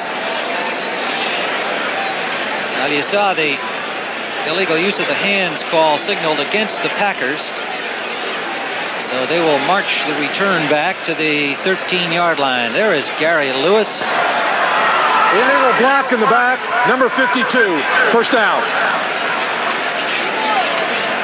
George Cumby. There's that touchdown by St. Louis, and you'll see Tilley on the inside, number 83, and Schumann, 84, on the outside, and they just do a little crisscross, and he just beat Mark Lee easily to the outside. Pat Tilley for an important touchdown for St. Louis to get him on the board before the halftime. Well, the Packers just use up the remaining seconds on first down, and they take a commanding 28-9 lead into the Green Bay locker room at the half. And so the Packers, using their own good offensive work and 2 turnovers converted into touchdowns, lead the ball game at the half 28-9. The Green Bay Packers with a 28-9 lead. Some happy fans, as cold as they are. Temperatures in the 20s at kickoff time. Johnny, I think it's gone down since then. It's sure colder up here. Certainly the Packers were a little bit surprised by the way St. Louis came at them, but their defense stopped them. They gave up only that field goal. St. Louis actually scored first. Neil O'Donohue's 18-yard field goal. But the Packers got it rolling. Lynn Dickey's having a real fine afternoon. Yes, he hasn't really thrown all that many passes. He's 11 for 14 for 210 yards, and it's the big play capabilities, and they got those big plays and have countered what St. Louis has done in ball control. So it goes to show you that it doesn't matter how long you have the ball, it's how many times you score. Well, that's right. And, of course, the Cardinals had the 2 turnovers, both of which led to Green Bay scores, so that hurt them. Now, one of the stars for Green Bay has been Gary Lewis, a reserve tight end. And we keep speculating that he might have tipped O'Donoghue's second field goal try. He definitely blocked the next one. And then watch him on this point after. I mean, can he jump? He can. He can spike a basketball. He can dunk it. So this is pretty much proof right there. He gets up there so high, he doesn't get any help. He doesn't push off of anybody. He gets up there all on his own. And he says one of his hobbies is walking in the woods. That's a hobby. He must jump around in the woods. I guess he does. Well, the score stands 28-9. The Cardinals scored in the final seconds, so we hope to have a football game here in the second half. It is gray and cold in Green Bay, Wisconsin, where the Green Bay Packers are leading 28-9 at the half. The Cardinals to our left in white, about to kick it off. There's the young quarterback who just marched the Cardinals down the field in the final seconds of the first half to get their first touchdown. And Neil O'Donoghue, who has been frustrated by big Gary Lewis with a blocked field goal and a blocked point after, is waiting to kick it off. The Packers to our right in green and gold. Only the second time that they have had a game here this season. We'd like to welcome those of you who have been watching the Detroit-Washington game. And we welcome those fans who are watching Washington leading Detroit 31-0 in the third period. Here, as we are about to kick it off for the second half, Green Bay in front of St. Louis 28-9. Tim Ryan and Johnny Morris as we watch Neil O'Donoghue about to kick it off. And there is Del Rogers, number 35, standing upfield as O'Donoghue has not been kicking it deep. O'Donoghue bothered with a back injury, and another short kickoff. Rogers from the 10. Hard and fast. A good return by Rogers to the 35-yard line, make it the 36 of Green Bay. Don Besselou made the tackle for the Cardinals. Now, of course, the Cardinals will be again without Otis Anderson in the second half. He went down in the first half on this play. He was hit by Michael Douglas and a whole bunch of Green Bay Packers, and somehow his ankle got twisted up. They took x-rays. It is not broken, but it is badly sprained in a splint. He will not play the rest of today. Neil Lomax has thrown the ball awfully well for St. Louis. Now the load becomes heavier, but meanwhile it is first down for the Packers. They have the lead. Play action, hitch pass, the screen to the flanker, Lofton. And he picks up about 5, maybe 6 on the play before Herb Williams, number 42, makes the tackle on him. We'll be looking to see whether Jeff Griffin has returned in the secondary of the St. Louis Cardinals. And it's a longer gain than we thought, as they have placed it down for a pickup of about 8 yards. It'll be 2nd and 2. And Griffin is not in the secondary of the Cardinals, so therefore Otis Anderson out with an ankle injury, and Jeff Griffin left in the second period. 2 key performers for St. Louis out of action. 2nd and 2 Green Bay. Ivory has the first down, cutting back off the right side, tripped up by Dawson, finished off by Nelson and Aarons, but a first down for Green Bay. We may get the tempo of the rest of this football game according to how the Packers do on this drive. If they score again, it's going to be very difficult for St. Louis. And, you know, Neil Lomax, they're down 28-9, but Lomax was 15 of 21 in the first half. That's not too bad. Lynn Dickey was 12 of 15 right now, 218 yards. Bart Starr said as Dickey goes, so goes the Packers offense. He's got 3 touchdown passes. Gary Ellis. Good defensive work by the Cardinals, stringing him out and shutting him down at the line of scrimmage right at midfield. Baker and Allen making the tackle. Well, the Lions have gotten on the scoreboard in that game. Let's go to Brent Musburger in New York for the report.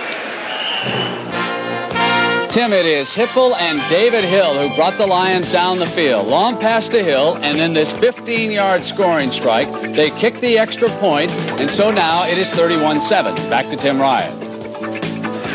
All right, Brent, very little gain on the play. It is 2nd and 9 for the Green Bay Packers right at the midfield stripe. Ken Green has come in as the nickelback. for the St. Louis Cardinals. In motion is Jefferson behind the ball. Dickey complete to the tight end. Kaufman pulled down by the linebacker, number 52, Charlie Baker. And a gain of about 8 yards, maybe 9 for the Pack. Charlie Baker, the third-year man from New Mexico.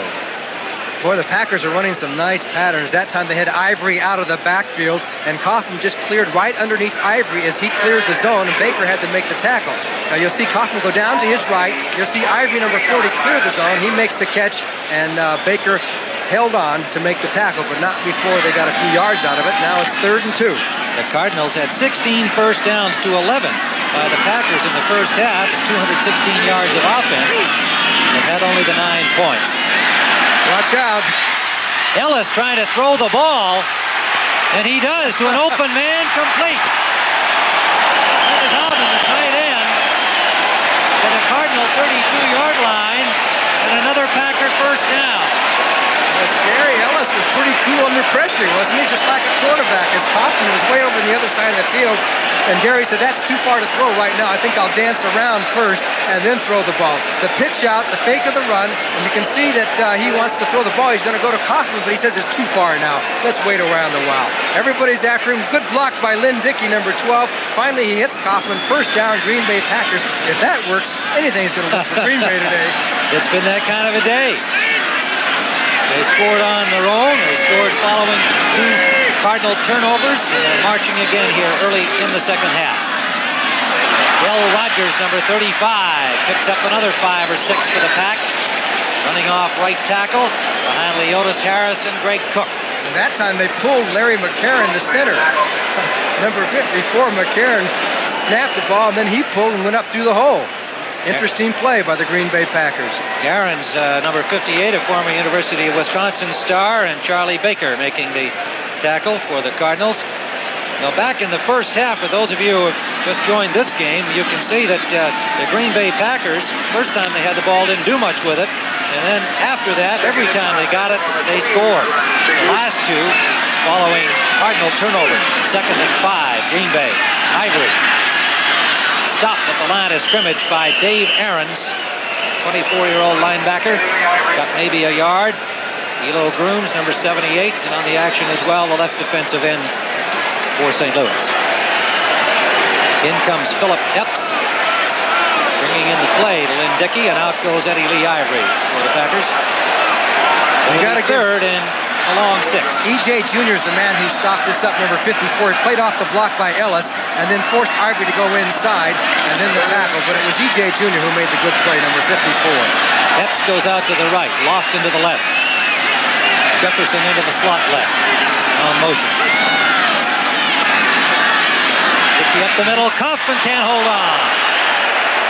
Same play that they ran a few moments ago to the other side with Kaufman down and across to tail under Ellis, who was out of the backfield and straight down the field. It's a good pattern. A good pattern. You're going to see 31 flash right by it, and then 82 coming across from left to right to make the pass. There's 31 clearing the zone, and that forces E.J. Jr. to chase Paul Kaufman across the field, number 82. It's a heck of a play, and it puts a real burden on the linebackers.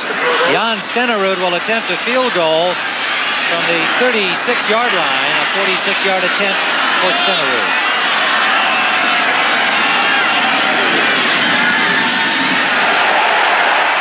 And he has it.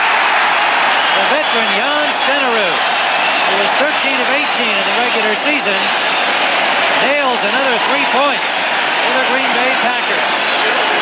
So the Pack start with the opening series of the second half and widen.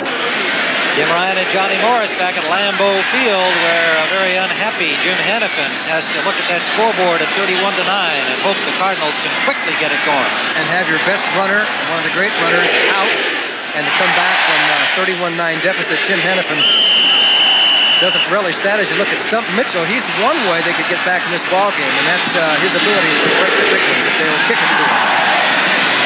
Bouncing kickoff, bounces over Mitchell's head, and then off the hands of Willard Harrell, they'll have to take a touchback. So from the 20-yard line, as a happy Jan Stenerud returns to the Green Bay bench, says, when you're lucky, you're good. When you're good, you're lucky. I like that bounce I got. Sometimes they say it doesn't matter how tall you are, but it does in this case. He's about, what, 5'7"? The ball bounces right over his head. Now, Harold touched the ball, but he didn't fumble it because the impetus of the ball was from the kick, and so all he has to do is down it. It's on the 20. He was not forced to run because the ball went into the end zone from the field of play. Neil Lomax has gone the distance. He has played well. He is 15 of 21 for 142 yards. Has had one interception that led to a Green Bay score. And first down for Roy Green, complete. Good job by Green to hold on. He took a lick from Maurice Harvey, number 23, but held on to the ball, and a Cardinal first down at the 49-yard line of St. Louis. And you talk about threading the needle. There were all kinds of Green Bay Packers around there, and that one was really right on the dime because you see Maurice Harvey, number 23, coming over here to put the hit on Green as he makes the grab. Good play by the Cardinals. It had to be a perfect pass, and Lomax did the job. What playoff, whether they win this game or not, great playoff experience for Lomax. He was doing a heck of a job. Tilly in the slot left. Green wide left. Out of the eye, Mitchell. Mitchell picks up about 3, turned inside by number 34.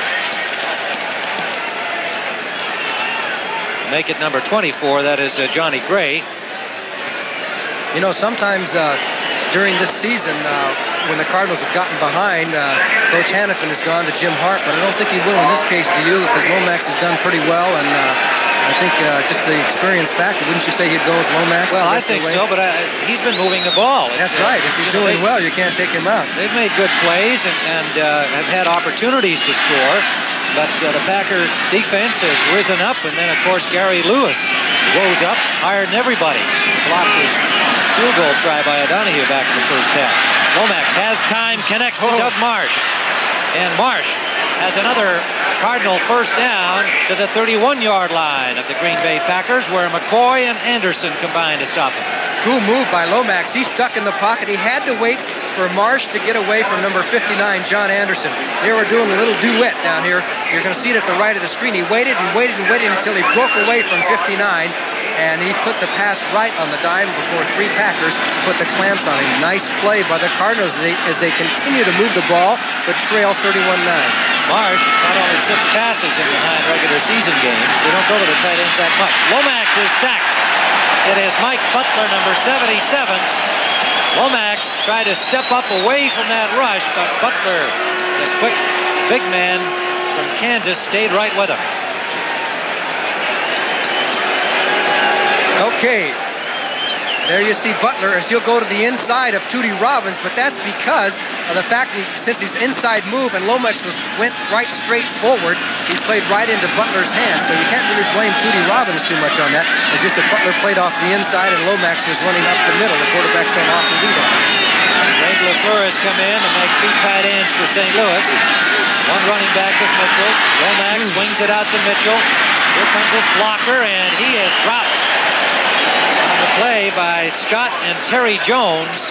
Terry Jones, number 63, got a pretty good lick on Stump Mitchell as the Packers reacted well to that play. Yes, he looked like a freight train out of Green Bay coming. He really laid it to Stump Mitchell. Lomax took a pretty good hit after he passed the ball. The Cardinals haven't passed that much this year. They've been basically a running team. But with Anderson out and being down, they've got to go to the air. Third down and about 8 yards to go. Willard Harrell has come in offensively for St. Louis. 6 Packer defensive backs, and the pass intended for Roy Green is incomplete. That one off the mark from Lomax. Yeah, he was open. Lomax just missed him that time. It'll bring up 4th down for St. Louis, so once again, they are stopped.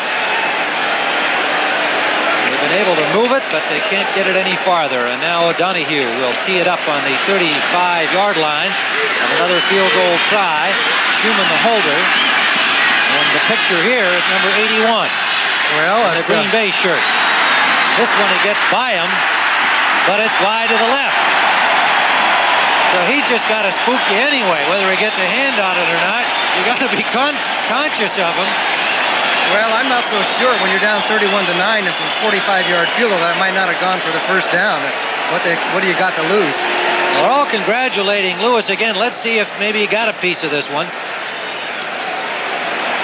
Doesn't look like hard it, no. It's hard to tell. Looked like he just hooked it a little bit too much to the his left. His teammates know that Lewis is bothering O'Donohue nonetheless. 6:29 to go, third quarter. Packers 31, Cardinals 9. Tim Ryan and Johnny Morris in Green Bay, where the Packers once again have stopped the Cardinals. A missed 45-yard field goal try by Neil O'Donohue has turned it over to Green Bay. Jefferson in motion. Eddie Lee Ivory is met behind the line of scrimmage. This young, aggressive, and talented St. Louis defense rises up. First man in on it, E.J. Jr., and he has been outstanding. These teams getting a piece of it. These teams have been playing each other for a long time. The Packers have won 36-20 overall. They started back in 1921. Well, tomorrow, of course, the NFC playoffs continue. Tampa Bay at Dallas or Atlanta at Minnesota will be the game you'll see in your area. 3:30 Eastern time begins the action, depending on where you are. Those are the big games. You'll be watching those games in tomorrow's action. Reverse here to Lofton. Lofton being chased by Grooms, and looked like he wanted to throw the football, and he is dropped for a big loss. Lee Nelson, number 38, puts the tackle on him back at the 15-yard line of Green Bay. A little razzle-dazzle that turned out badly for them. Well, it did, and James Lofton said, forget that play, no more. Okay, there's the pitch to Gary Ellis, back to Lofton, and he wanted to throw a pass down the field, and nobody was open, so he starts to go, and he sees a whole bunch of white jerseys. This is where he was calling timeout. He says, let's try this play over again, as a whole bunch of Cardinals bring him down, and number 38 was the key man, Lee Nelson. Lynn Dickey, what an afternoon he is having. 13 of 17, 3 touchdowns. Long third down situation. From the 15 of Green Bay. Lots of time for Dickey up the middle, and it's tipped away, intended for Jefferson. E.J. Jr.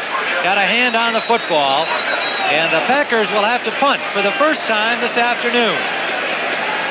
Indeed, the Cardinals have yet to punt. We're down to 4:46 to go in the third period. Okay, here's the tip as you see Perrin, number 23, and there's 54, E.J. Jr. leaping very high to tip the ball away to force the Packers into a punting situation. The Cardinals should get good field position out of this. Ray Stackowitz standing at his goal line. Stump Mitchell at the Packer 47-yard line. Mitchell was not fair catcher. That was nearly blocked. Stackowitz. Punt is down by the Green Bay Packers. Bill Whitaker, reserve defensive back number 30. And St. Louis will have a first down at the Green Bay 43-yard line when we return to Lambeau Field in Green Bay with the Packers well in front, 31-9, but lots of time left. St. Louis coach Jim Hannafin looking to improve that record with this young and exciting St. Louis team that's certainly on the rise in the NFL. This telecast presented by authority of the National Football League, intended for the private use of our audience. Any rebroadcast or other use without the express written consent of the Packers and the NFL is prohibited. First down, St. Louis. Good field position, Packer territory. Rolling is Lomax. Flag down. Nobody open downfield. He takes it out of bounds at the 40-yard line. And it would appear that the holding penalty will be against St. Louis. They might have called it on Stump Mitchell. He and Douglas got connected as Lomax rolled out of the pocket. And that'll be costly. It'll take St. Louis back out of Green Bay territory. Well, they can't afford these kind of mistakes, being down and having good field position taken away by a miscue. And that's what it's going to be. Fred Wyatt, the referee, marches it off back to the 47-yard line of the Cards. Holding, number 30. First down. There's the stumper, number 30. He's blocking on 53, Michael Douglas. And you can see at the left side of your screen, he says, no, you don't. You're not going anywhere. I would say that's a penalty, wouldn't you, Tim? I think so. But that Douglas will drive anybody crazy. He was quick and aggressive and one of the best. So it is 1st and 20. Out of the shotgun, Lomax. Eludes the rush, upfield. Good catch by Tilley, and what a hit he took from Mark Murphy and holds on. Tilley a little slow to get up, as you might imagine. At the Packer 30-yard line, he got the first down, but Tilley is injured on the play. The Cardinals have already lost Otis Anderson to an ankle sprain. The official word on cornerback Jeff Griffin, a broken arm. And now, Tilley among the injured Cardinals. Okay, Lomax does a good job of adjusting in the pocket. He's going to see Tilley open down the field, and Tilley makes a super fingertip catch. And as he's coming, it stretches him out, and Murphy, number 37, doesn't do it on purpose, but he comes flying in there, and his head happened to be up there, and it really dinged him. I think it more or less stunned him. As you'll take a look at Tilley, number 83 in the slot, gets to the inside, and he's down here open for quite a while. Lomax has to adjust in the pocket and finally spots him. You'll see Tilley adjusting, and he goes up high, stretched out, and here comes the hit right to the head and bends back his knee. I hope it's not the knee.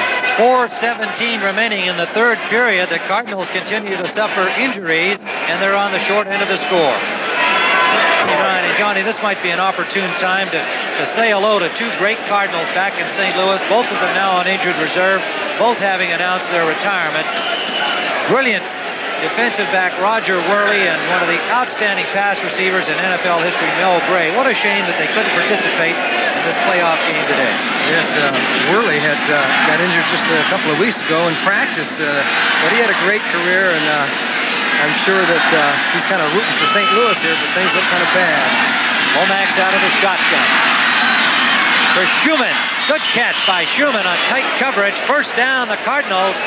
It was Mike McCoy, number 29, making the tackle, but Lomax has the Cards on the move again. They're down to the 14, make it the 13-yard line. Yes, and Lomax has found a soft spot with McCoy to the outside.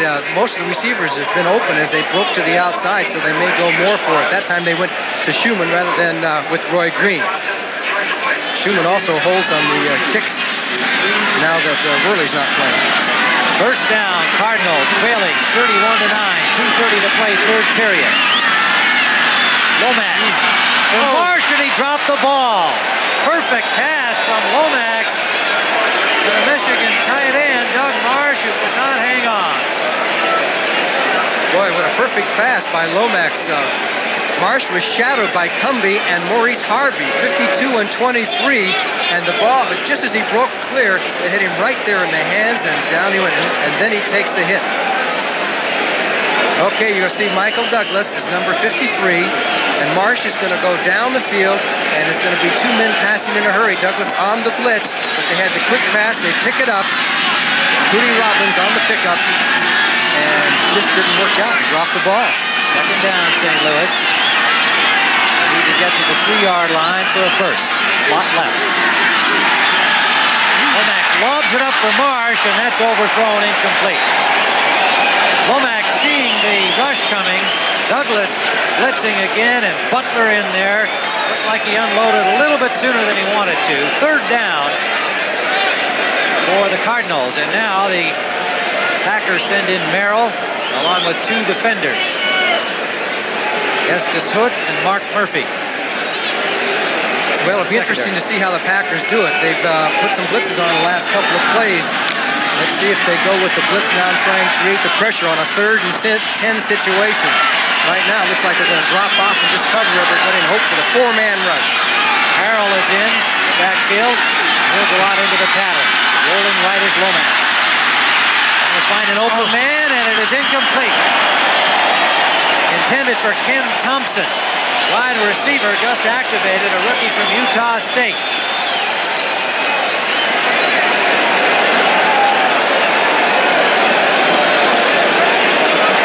Now Lomax rolls to this side, but by the time,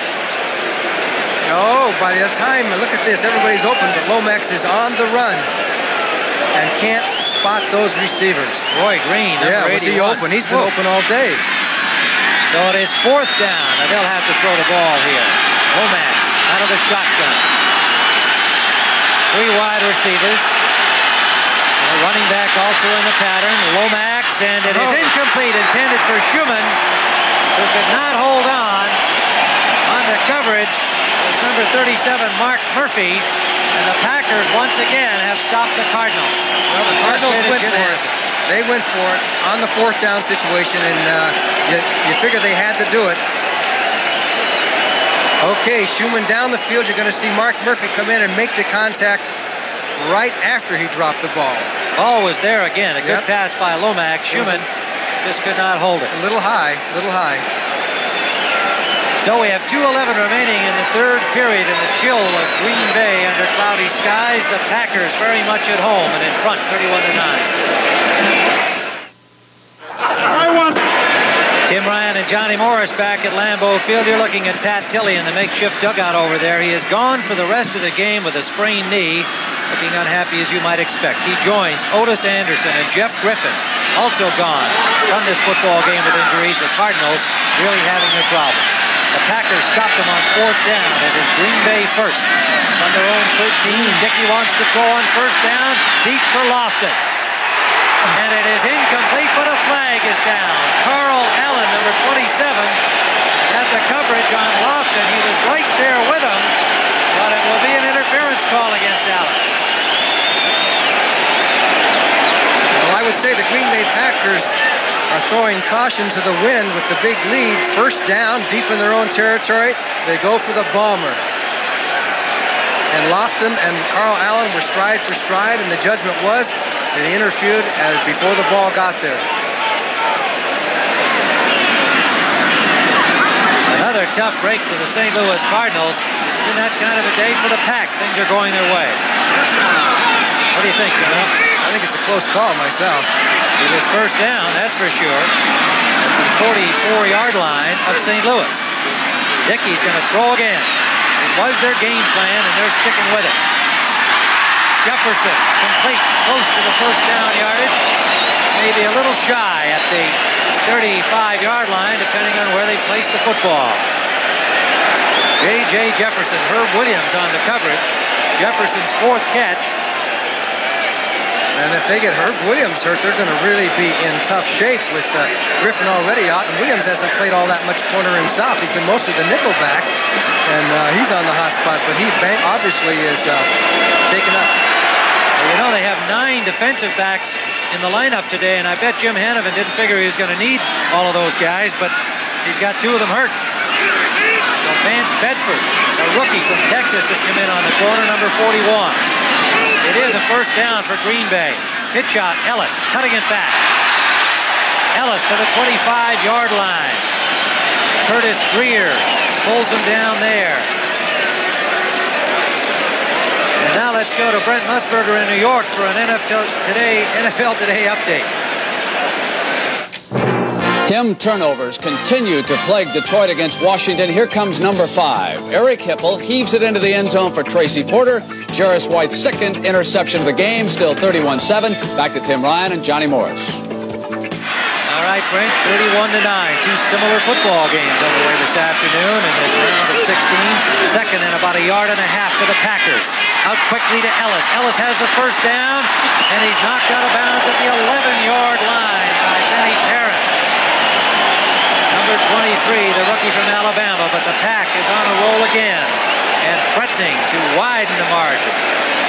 Tough coverage for Lee Nelson. You got the swing pass. You have the wide receiver. You'll see Lofton making a break. He can go to the wide receiver on the quick post or the back out on the flare. And Lee Nelson comes up to make the tackle, misses it, and Ellis gets a few extra yards before he's knocked out of bounds. Gary Ellis, picked up from the Rams as a free agent. Not too bad as a free agent, is he? Boy, just outstanding. Yeah. He's caught 3 today. They thought they could get the ball to him. 5 defenders in for the Cardinals. First down. They need to get to the 1 for another first down. Quick drop, quick pass. Kaufman cannot hold on. Paul Kaufman had it in his hands, did not hold on. Ken Green came in to make sure he didn't get a second chance at it. Second down. Okay, the pass was perfect.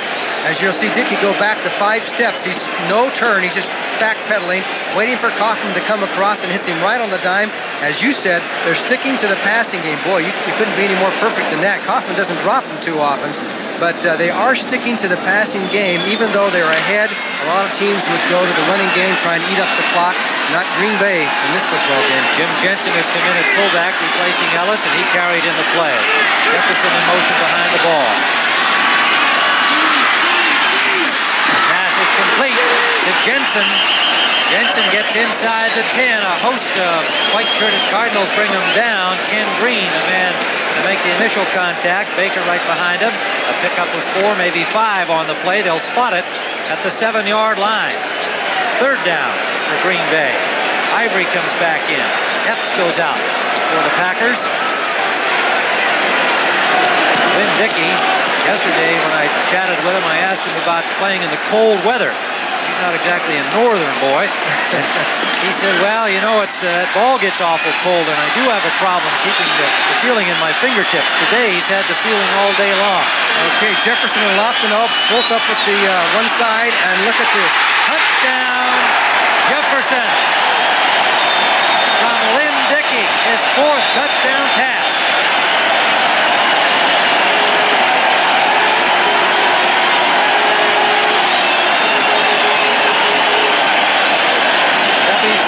J.J. Jefferson. Is he having some fun? So are the Packer fans. They've only had 2 football games here this year, and they're enjoying this one. That's right, the strike situation. They missed most of their home games.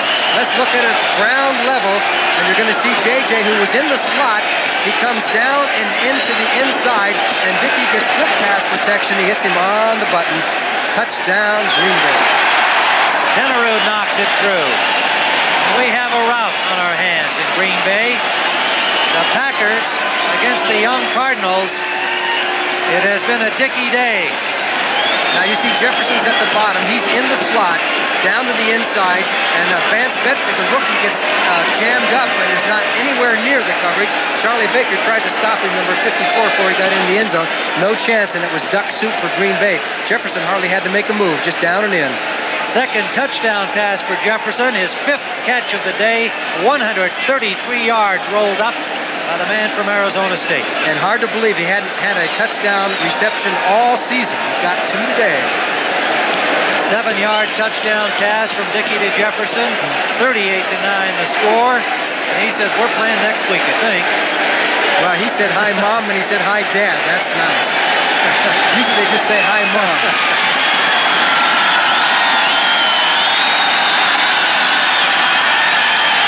Stenerud will kick it off. The crowd is loving it. They're warm here in Green Bay today. 55,137 tickets sold. 54,282 are in Lambeau Field. Stump Mitchell from the 4. Running hard and well to the 31-yard line of St. Louis. Bill Whitaker, number 30, made the stop. We were talking with Jim Hanifin, Cardinal coach, yesterday, and he said that if they're always dangerous, but he would rather have them be close together, Jefferson and Lofton on the same side. Now, Bedford's the rookie who just came into the game. He tries to put the jam, then he runs into I think that was Lee Nelson, and boom, Jefferson made his move to the inside, and it was an easy touchdown once he got away from the one-on-one coverage. First down, Cardinals. At the 31-yard line, out of the shotgun, Lomax, all uphill from here, and he is throwing the ball well, and he hits Willard Harrell, former Packer, 1978 in Green Bay.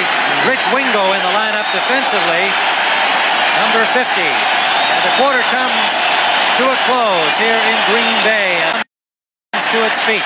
That's the end of the 3rd period with the score. The Green Bay Packers 38, the St. Louis Cardinals 9. We now pause for a word from your local station.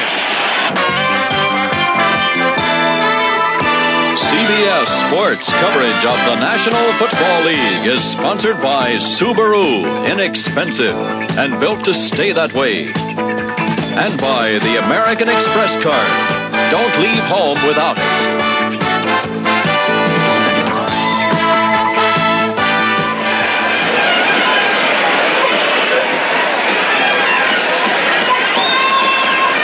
Otis Anderson blocked out somewhat by one of the coaches on the Cardinals staff. There he is on crutches, and what a sad sight that is. The outstanding running back of the Cardinals injured in the first half, suffered a sprained ankle. 2nd down and 5 as we begin the 4th period. Lomax and incomplete. Intended for Willard Harrell. It'll bring up 3rd down. We want to remind our viewers that at the end of this game, you're going to be hearing from Philadelphia Eagles coach Dick Vermeil, his comments on today's postseason action from our studios with Brent Musburger and company. So stay with us at the conclusion of the telecast. Third down for St. Louis. Otis Anderson receiving some words of consolation. It's been a tough day physically for the Cardinals with Jeff Griffin and Pat Tilley also down with injuries. Out of the shotgun, Lomax, the youngster, hanging in there, has been throwing the ball well. Complete to Schumann. Schumann has a first down into the Packer territory. Maurice Harvey, number 23, on the coverage and the hit. They'll spot it at the Packer 46-yard line. Boy, did he thread the needle on that one as Schumann made a nice movement and was double covered down the field. You see Harvey and McCoy. Hurry up offense for the Cardinals, and it is complete out of the backfield to Stump Mitchell. And Mitchell picks up about 4. So the Cardinals trying to save all the time they can with 14:27 and counting in this final period of regulation time. It'll be a long way back to force any overtime. Second down. The ball at the 42-yard line. Out of the shotgun. Lomax gives it to Mitchell. Mitchell dropped the ball. It's still loose. Butler had a shot at it. Let's see who comes up with it finally. Green Bay. Another turnover. Another lost opportunity for the Cardinals. Casey Merrill, number 78, the man to cover the ball for Green Bay. The fourth-year man from Cal Davis. And the Packers had a blitz on, too, as Johnny Gray came right up the middle. You're going to see number 24. Here comes Johnny Gray right through as Stump Mitchell lost the ball, and Gray grabbed a hold of Mitchell so he couldn't get it. And there is Butler, Casey Merrill, 78. He's the one who recovered as the Packers take over. Young Rich Campbell will be the quarterback when we return to Lambeau Field. Tim Ryan and Johnny Morris here in Green Bay, Wisconsin, where Rich Campbell is now committed quarterback for the Green Bay Packers. First down. And the fumble recovery by Casey Merrill. Eddie Lee Ivory.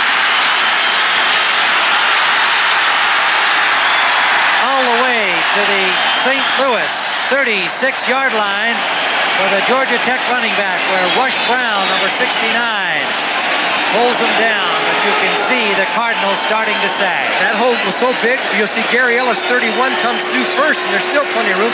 Nice move on Aaron's by Eddie Lee Ivory. A great move there. He put out. Finally, Charlie Baker gets a hold of him. He squeezes out of that, and Rush Brown has to come in from behind and stop him, as it took a whole host of Cardinals to bring down Eddie Lee Ivory, who once had a knee so bad they said he could probably never play again. First down, Green Bay. Gary Ellis off tackle left, and he is stacked up. Initial hit from Kurt Allerman, number 51, along with Charlie Baker. There is Rich Campbell, the second-year man from California, the number 1 pick a year ago. Figures to be the man of the future at quarterback for the Green Bay Packers, behind Lynn Dickey and David Whitehurst at the moment. Interesting, the Packers had a chance to draft Lomax that year, and they chose Campbell over Lomax, who ended up being a number 2 draft choice for St. Louis. 2-yard pickup for Ellis. It is 2nd and 8 for Green Bay. They are at the Cardinal 35. Off to left, Jefferson right. Rich Campbell said, boy, I like having these guys at 30. And he does. Complete to Jefferson. At the 20-yard line, a first down. Carl Allen on the stop. By the way, we mentioned Dick Vermeil earlier. I got to believe that we're going to find out some more from him about his plans for next year. Will he or will he not continue as head coach of the Eagles? Okay, this you're going to get a bird's eye view of it, ground level, coming right at us as they beat the double coverage, deep and short. And Carl Allen's the deep man, and they can't stop that when the pass was to the inside and low, and Jefferson made the grab. A confidence builder for Rich Campbell, who Bart Starr has gone to instead of David Whitehurst. He wants to see what Campbell can do. Sixth catch for Jefferson. This is Del Rogers, the rookie running back from Utah, and the Cardinals stack him up. Elo Grooms, number 78, Rush Brown, number 69. And there'll be little, if any, gain on the play. Indeed, it turns out to be a loss of about a half yard. Lynn Dickey, by the way, left the game 17 for 23 252 yards, 4 touchdowns. Our congratulations to him. And now it's officially 18 of 24 for Dickey. And our congratulations to him for just a standout performance this afternoon. He was ready to play. 2nd and 11. Packers in Cardinal territory. Ivory. And blowing in was Charlie Baker, who's been a force defensively all day for St. Louis. There is Lynn Dickey, and talk about a bionic man coming back from injury after injury after injury, acquired from Houston in 1976. I talked to him yesterday, and I said, he must be happy going into a playoff game healthy. He said, Tim, I've been healthy all season long, and he said, I do love the feeling, and he said, I'm ready to play tomorrow. Boy, was he. And another man ready to play is Rich Campbell. He is 1,000. He's 1 for 1 for this year. That's right. His first pass was a good one. Let's see what he does here on 3rd and 10. One setback. He's got the tight end Lewis on the wing. Now he's in motion. Straight ahead to Ivory. Pulled down from behind by Grooms. Well stacked up by Ellerman and Benny Perrin, who knocked the blockers back into him. Good defensive work by the Cardinals. A pickup of about 4 yards. One thing we mentioned at the beginning of this football game was the Packer offensive line, because they had Huffman and Stokes in their replacements. They have done pretty well today. They had no problems in the offensive line. 4th down brings in Jan Stenerud. He's 1 for 1 in the field goal department. And, you know, since he's become a Packer, he is 39 of 48 in attempts. 39 he's made out of 48 attempts. That's pretty good. Sure is. Stakowicz will spot it for Stenerud at the 24-yard line. A 34-yard kick is good, and Stenerud is 2 for 2. Little pushing and shoving down on the field, but they get them separated. 10:01 remaining in the 4th period. The Packers 41, St. Louis 9. They turned the lights on here at Lambeau Field a while ago. I thought the sun had come out. It hasn't helped to warm things up too much. The Packers have been warmed 41-9. Tim Ryan and Johnny Morris watching Stump Mitchell getting ready to receive the kickoff from Jan Stenerud. And it's taken by Harrell over on the right side of the field. Good running by Willard Harrell, and the ex-Packer gets it out over the 35 to the 37, where Mo Harvey, number 23, pulls him down. Well, of course, NFC playoff action continues tomorrow with the final games of the round of 16. You'll see either Tampa Bay at Dallas or the Atlanta Falcons at the Minnesota Vikings. Coverage begins with the NFL Today at 3:30 Eastern Time here on CBS. Got any picks in those two tomorrow, Johnny? Well, I think Tampa Bay might give Dallas a little tougher battle than they expect. Dallas is pretty heavily favored, but Tampa Bay coming off some good games. They've won 5 of their last 6. The Cardinals' last 3 possessions, missed a field goal, gave it up on downs, and fumbled. Things have not gone well for them. But Lomax has played well despite all of those problems. Lots of time for him here, but he can't find a man open. Now, downfield, he completes it. And it is Stump Mitchell who took it upfield, seeing his quarterback looking for an open man. He pulled away from Mark Lee, and the linebacker, John Anderson, finally stopped him, but the Cardinals are quickly to the 26. John Anderson could cover him only so long. And look at the pass blocking here. Great pass blocking by the Cardinal offensive line. Finally, Stump Mitchell gets away from Anderson, 59, gets down the field, but you can't really blame anybody on defense in the backfield on that one. Lomax intended for the tight end. They make it the wide receiver, Ken Thompson, number 86, the rookie from Utah State, who's seeing some time with the injury to Pat Tilley. Just activated this week, Thompson. He had been on injured reserve. That pass off the mark brings up 2nd and 10.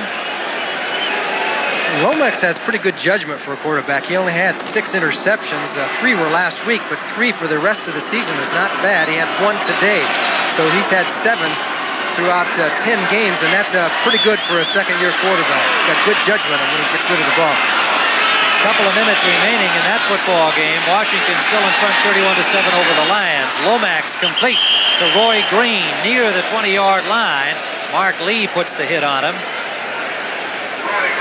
Joe Bostic started this game at right guard for St. Louis with a very bad knee injury, and he hung in there for quite a while. But George Collins, the 5th-year man from Georgia, has been in much of this second half, so Bostic's been brought in, and Collins has been doing the job. That's complete for a first down to Ken Thompson. And this Neil Lomax and his Cardinal teammates are not about to lie down with 8:41 to go. and a 41-9 score. A hurry-up offense. Lomax on the mark. Flag down. Lomax incomplete. Mitchell could not hold on. Number 30, Mike Douglas, number 53, the linebacker, chasing him from behind. Ezra Johnson might have been offsides on that. I'm not sure on that call. No, maybe I'm wrong on that. Looked like he got a real quick start. Referee Fred Wyant calls it illegal procedure against and offsides and offsides against Green Bay. So we're going to have... We have offsides defense.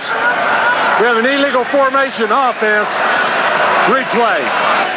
So it's replayed. The ball remains at the 15-yard line of Green Bay. Jim Hannafin wanting his young team to get some more points on the board. And a difficult afternoon for them so far, but Lomax, meanwhile, is 25 of 41 for 303 yards. And Jim said last night, I really don't like to see this young man have to throw 40 passes a game. Today he's had to. Sack. Ezra Johnson. Big hole up the middle on the stunt. Johnson had a clear lane, and Lomax had no chance. 5th sack of the afternoon for the Packers. Well, Ezra Johnson may have been offsides last play, but he wasn't that time. As the Packers put the pressure on Lomax, and we have a timeout on the field. Timeout is called with a 2nd and 21 now from the 25-yard line of Green Bay. When we return, Lomax talking it over with Hannafin. There's your score. Tim Ryan and Johnny Morris, and there's one way to keep yourself warm. We welcome those who've been watching the Detroit-Washington game, where the final score sees the Redskins winning 31-7 over the Detroit Lions here at Lambeau Field. Our score has the Packers 41 and St. Louis 9. A couple of routes this afternoon. There are 8 minutes and 23 seconds remaining in this football game, and the Cardinals still in their pitching. They have a 2nd and 21, but Neil Lomax getting the situation from the referee, Freddie Wyant. Jim Hannafin saying, come on, youngsters, push one in here. 2nd and 21. Out of the shotgun. Ken Thompson in the slot left. Everybody out. And it's complete to Roy Green, and he's knocked out of bounds by Johnny Gray, number 24, at the Packer 18-yard line. The Cardinals have suffered 3 key injuries. Running back Otis Anderson, cornerback Jeff Griffin, and wide receiver Pat Tilley as this game has gone along. But they're still trying, and there is Tilley trying to stay warm on the sideline, and clearly disappointed that he's out of the ball game. And Roy Green has quietly caught 9 passes for 113 yards. I mean, St. Louis's statistics are fantastic. Willard Harrell wide right. Lomax comes to the other side. Schumann touchdown. Mike Schumann on a perfect strike from this young man, Neil Lomax. And Lomax has certainly showed a lot of poise under pressure and under the situation of being so far behind. He's done a good job today, despite this score. He certainly has. Off on the deep coverage, and he has a double coverage. Schumann does, and he beats Maurice Harvey, number 23, as the pass was right on the dime. Nice grab by Mike Schumann, who was doing a good job. The Cardinals not quitting. The lanky Irishman, Neil O'Donoghue, knocks it through as Gary Lewis tried again to come up with another block.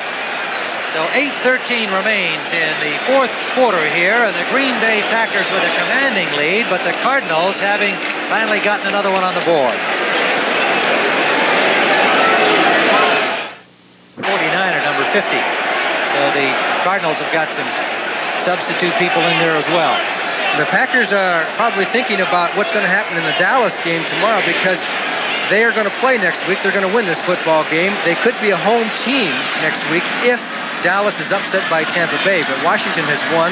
If Dallas wins, that means Green Bay would still be the 3rd team in the pecking line, and they would have to be a visiting team. If they play here next week, it would only be the 3rd football game this season in Lambeau Field. Kind of strange, like everything else this season. Campbell gives to Ivory. Big hole for Eddie Lee Ivory. Ivory has a first down to the Cardinal 32-yard line. And Vance Bedford, the rookie corner, and Mike Dawson showing some hustle, came all the way back from the line of scrimmage. to get in on the tackle. And number 74, Tim Huffman, had to play for Darrell Goforth. He's on the right of your screen. He pulls out to left guard and throws a nice block, the kick-out block. And Ivory takes it up the field, and finally Bedford makes the stop. And Eddie Ivory, you'd never know he had all that knee problem. First down from the 32-yard line. 54,000 Packer fans showed up today. They didn't sell it out in time for local television, however. And that is Jim Jensen. Jensen off tackle left, met by Allerman after a pickup of close to 5 yards. Benny Perrin in on the tackle, number 23 as well. Jim Jensen came over from Denver on waivers a year ago. Has been a handyman for the Pack of Iowa. Yeah, there they are. Those are Green Bay Packer fans now. Some of them taking their shirts off. I'll bet you. That man is warm from the inside. You bet he is. Where's the flask? They probably drank that too.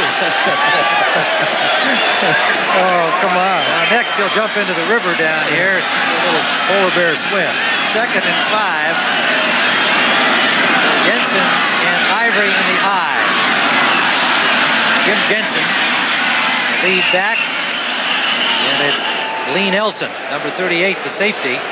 Nelson was picked in the 15th round in 1976. It was the 15th pick that year for the St. Louis Cardinals, and it's taken a while for him to work his way into the lineup as a starter. Now his 7th year out of Florida State, but he's been a dependable man for them, 28 years of age. These two teams, as you take a look at Lee Nelson, two teams began playing each other in 1921. They were the Chicago Cardinals, and they fought to a 3-3 tie. I wonder if there was anybody in the stands that was at that game. How long ago was it? 1921? That's 61 years ago? Yeah, it could be. Could be. Offside call against the St. Louis Cardinals, so the Packers get a first down, and they're now at the 21 in deep scoring position again. Lewis, Thompson, and Epps are the receivers.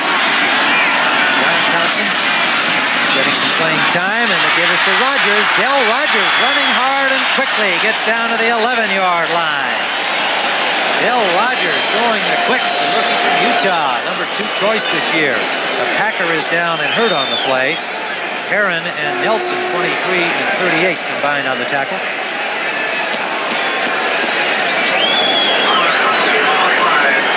Going to get a good look at the injured Packer as he's being attended to by the medical staff. It is Jensen, Jim Jensen. Well, he went through the hole first and threw a nice block on the, I believe it was the linebacker, and Jensen really made contact and, of course, helped the play, helped Rogers get some big yardage, but he's apparently paying the price. A 9-yard pickup for Rogers, about 9.5 actually, and Jensen comes off. He's playing more than he figured he would be playing, wouldn't you say, Tim? He wasn't expected to play all that much, and he's had quite a bit of action. Well, once the score got rolled up, Art Starr substituted fairly freely. 2nd and about a half yard. Time ticking at 5:04. 41-16. We had 2 routes today in this first round of NFC playoff action. The Redskins over the Lions. Number 3 seeded Packers in control. That is Harlan Huckleby. Huckleby has the first down. Number 25 inside the 10. Huckleby, the 3rd-year man out of Michigan in the Canadian Football League. Curtis Greer and Mike Dawson on the tackle for the Cards.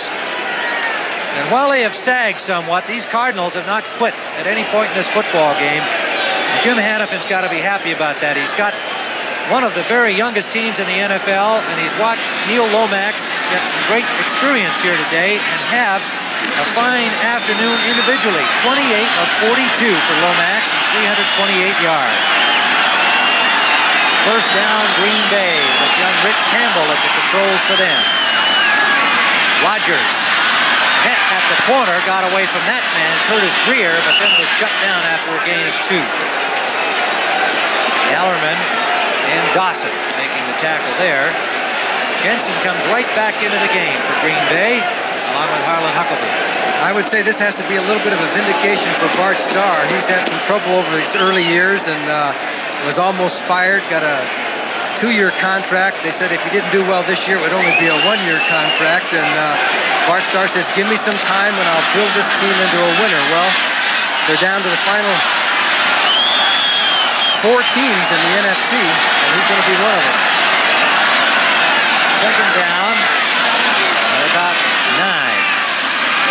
Huckleby nowhere to go. There'll be a loss on the play as a hustling Cardinal defense hanging in here. Galloway leading the charge. Elo Grooms and Lee Nelson in on the tackle. A loss of about 3.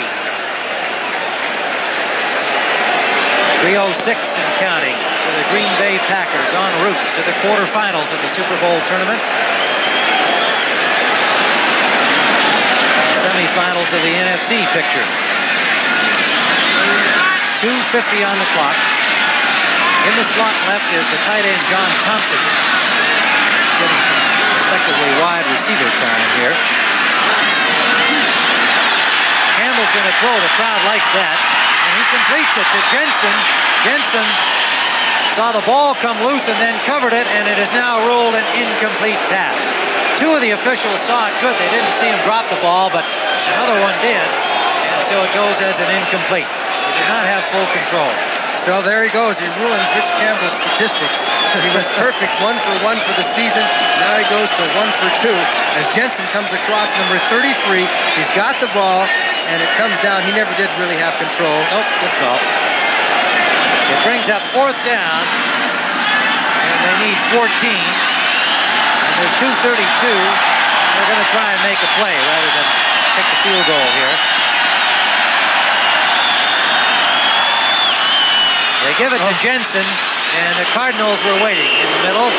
He got back to the line of scrimmage, and the Packer partisans are booing. They wanted pass play for a touchdown, but Bart Starr is not going to rub it in here. 2:26 to go, and the Cardinals will take over from their 11-yard line. Jim Hannafin had to be happy with some of what he saw here today. And you know, the way this game started, it looked like we were really going to have an interesting football game because they moved it so well. But then bad things started to happen and some good Packer defense started to happen. Yes. You know, Bart Starr's 49 today or tomorrow. He'll be 49 tomorrow. Nice birthday present from his young Packer team. Lomax complete to Ken Thompson. First down out to the 30-yard line. Lomax continuing to throw the ball well. His best day as a St. Louis Cardinal. He will be approaching the 400-yard mark. Another couple of completions, and Lomax will be in the 400-yard area. He is 29 for 44 after that throw intended for Roy Green. 6'3", 210-pounder from Portland State. He's got 348 yards passing. But there are only 16 points on the board, and we've had the 2-minute warning. And that's what's left in this football game with the Green Bay Packers holding a huge lead, 41-16 at Lambeau Field. The Packer faithful at Lambeau Field, they didn't sell out in time for local television, but those who came have enjoyed this one, and so have these green-shirted Green Bay Packers in their makeshift dugout. Lomax on second down, complete to Ken Thompson, picking up another Cardinal first down out at the 47-yard line of the St. Louis Cardinals. Hurry up offense here, 1:45 and ticking. Lomax continues to throw the ball effectively, this time a short one. Wayne Morris, number 24, shakes one tackle and then is knocked backwards about 3 feet, 3 yards. Rich Wingo, number 50. And perhaps symbolic of the afternoon of the St. Louis Cardinals, Otis Anderson, a severely sprained ankle back in the first half of play, and he had 58 yards rushing. Looked to be in great shape for a great day. Lomax on 2nd and 3. Comes all the way back the other way to Harrell, but overthrows it.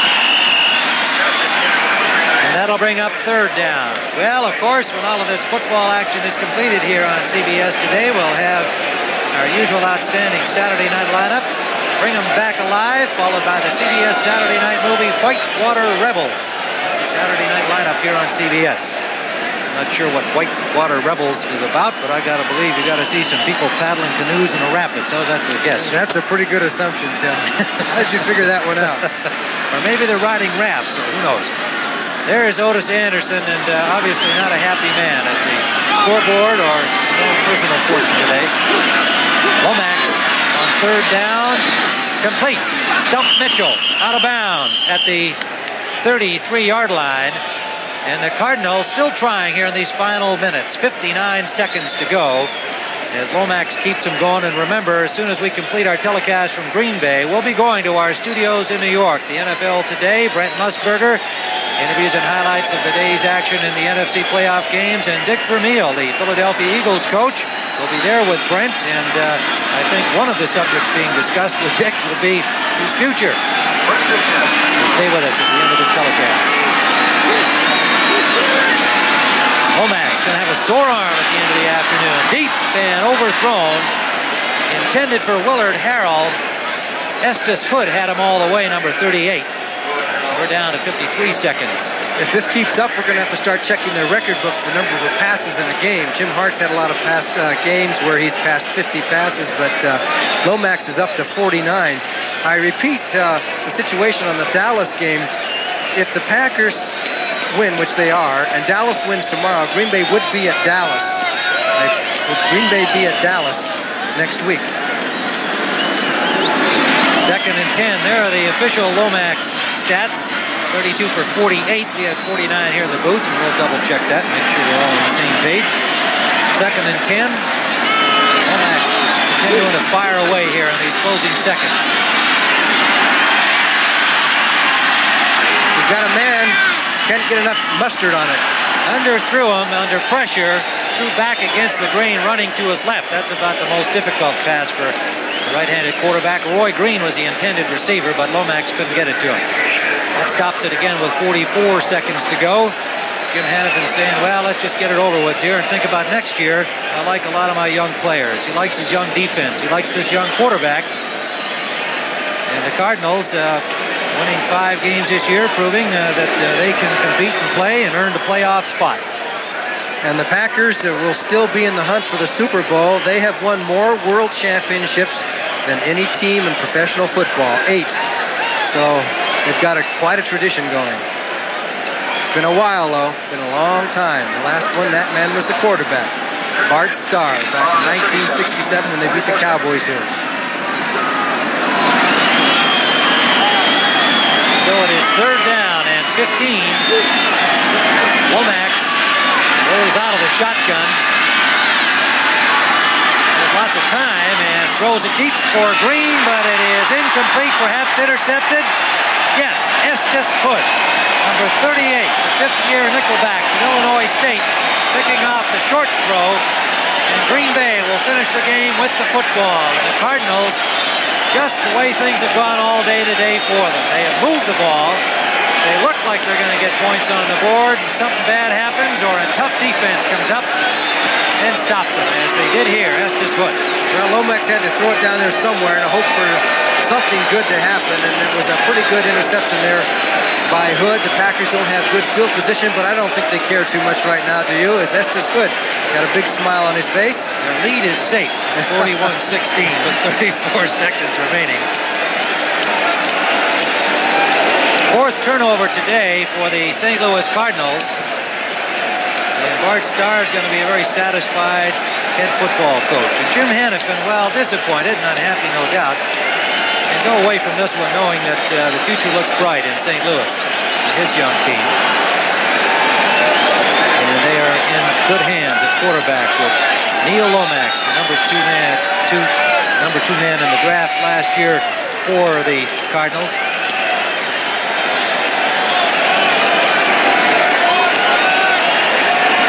Bart Starr, think back to 1967, pushed it across against Dallas. Win that championship game and perhaps dream Super Bowl dreams tonight. Well, they got out of the hole. Jim Jensen took it out for a couple on first down. And time winds down, 22 seconds on the clock. The executive producer of NFL football on CBS is Terry O'Neill. And our senior producer, Charles H. Milton III. The fans have already come onto the field here as time winds down. Our producer, David Dinkins Jr., Director today, Andy Kindle. Associate producer, Mike Arnold. And our outstanding technical and production crew. We thank them all for bringing you this first round NFL playoff game as we now have zeros across at Lambeau Field. And the two coaches meet for the congratulatory post-game handshake. Jim Hannafin and Bart Starr. A game of wits that turned into a rout for the Green Bay Packers today here at home. Happy Packer fans enjoying the victory. And waiting to see now who's next for the third-seeded Green Bay Packers. And now for Johnny Morris, this is Tim Ryan saying so long from Lambeau Field, where once again the final score, the Packers 41, the Cardinals 16. Now let's go to Brent Musburger in New York. 5 yards back at the 30, Stenerud tries again. Mitchell at the 5.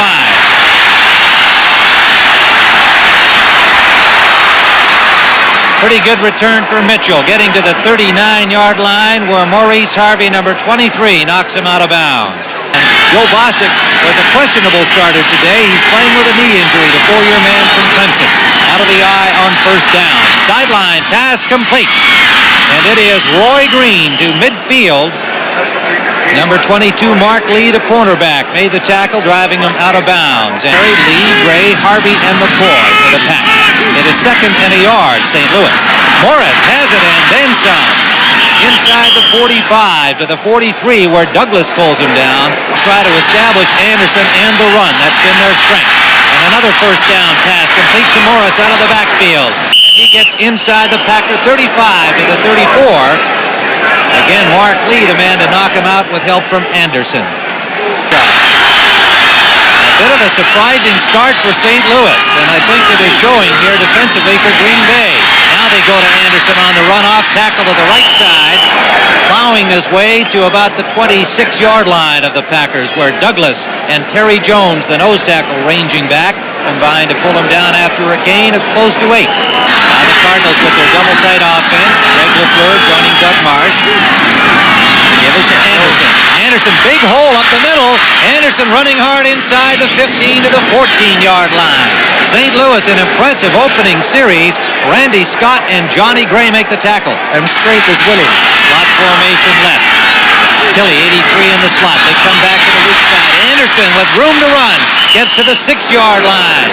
And he's met there by Randy Scott, number 55, the second-year linebacker from Alabama. Cheerleaders getting the always very enthusiastic home crowd of the Packers alive. Morris. Wayne Morris over the 5 to the 3-yard line. Comes out along with Harvey. Anderson. He's hit the 1-yard line, did not get in. Make it to Stump Mitchell, the ball carrier, number 30. Mitchell and Morris. Mitchell again. Trying to get through the tackle. Cannot do it. He is stopped short one more time. An aroused Packer audience. Mike Schumann, the receiver, replacing Roger Worley as the holder. And it is good. So the Cardinals with a very impressive opening offensive series. The Packers with a very impressive goal line stand. In the slot left is Jefferson. Jefferson in motion. Dickey. Short to Hoffman. Hoffman first down. 44-yard line of Green Bay. Back from an injury played last week against Washington. First down, Green Bay. They swing it out to Ellis. Ellis with running room. Junior in pursuit. Nelson knocks him out at midfield. Jerry Kramer. 2nd and 4. In motion, the tight end, and they give it to Ellis off tackle, and Ellis has the first down, a loose ball. The ball is loose. The Cardinals say they have it. We have yet to hear a whistle. And it is St. Louis ball. Ellis has the first down yardage. But the Cardinals have come up with it. 3-0. In motion behind the ball of Pat Tilley. 2 tight ends in. Quick flare out to Roy Green, and Green, he loses the ball. And the officials indicating it was already down in possession of St. Louis. Before he hit the ground to me. 2nd and 1. St. Louis maintaining possession. And a loose ball on the snap from center, picked up neatly by Anderson, and he gets the first down. Leading 3-0, taking the grip and fumble and marching into a first down at the 44 of Green Bay. First down pass Lomax. Complete to Roy Green. Green is hit at the 39-yard line. Randy Scott and the cornerback Mark Lee, number 22, on the tackle. A pickup of 6. Lomax is 4 for 4. Roy Green, four-year man from Henderson State, making the grab. Anderson looking for room off tackle. Ezra Johnson from the top.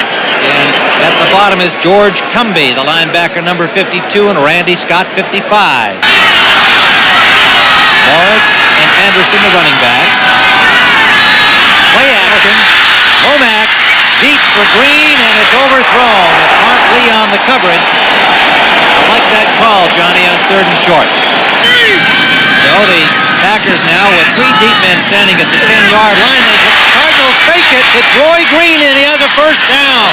The Cardinals pulling out all the stops, and Roy Green takes it to the 31-yard line, where Guy Prather did a pretty good job of reacting. No, that certainly come out flying here this afternoon against Green Bay. They are playing loose and playing exciting. Otis Anderson battering off right tackle to the 25-yard line.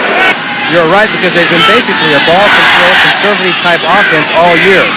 Morris and Anderson in the I formation, and Douglas will be offside. He tried to get back, but he slipped on that slick turf. Washington touchdown play. The Cardinals are threatening again, but there's a sack. Big Mike Butler, number 77, and he says he's got the football. Whether or not they'll get the ball or not remains to be seen, but he has driven Neil Lomax back to the 29-yard line. 2nd and 18 for St. Louis. Lomax, quick drop. Overthrown and almost intercepted off the tip. Long Willard Harrell is in as a pass receiver out of the switch. And Lomax, here comes Murphy. He gets the ball away, and it is incomplete, tipped by Estes Cook. Full hold. Neil O'Donoghue. And he is wide to the left. So the Packers defense this time shuts out St. Louis. Barry Lewis set on the wing left. Jefferson and Locke and the wide receivers. Lewis in motion behind the ball. Ellis off tackle right. Good hole, and Ellis drives hard for a first down. All the way to the 40-yard line of Green Bay, where Herb Williams, nickelback number 42, made the hit with David Galloway, the defensive tackle, coming back to help. 1980, rushed for 228 yards this year. He can catch it. Deep they go, wide open is Jefferson. Touchdown! John Jefferson took it to the goal post.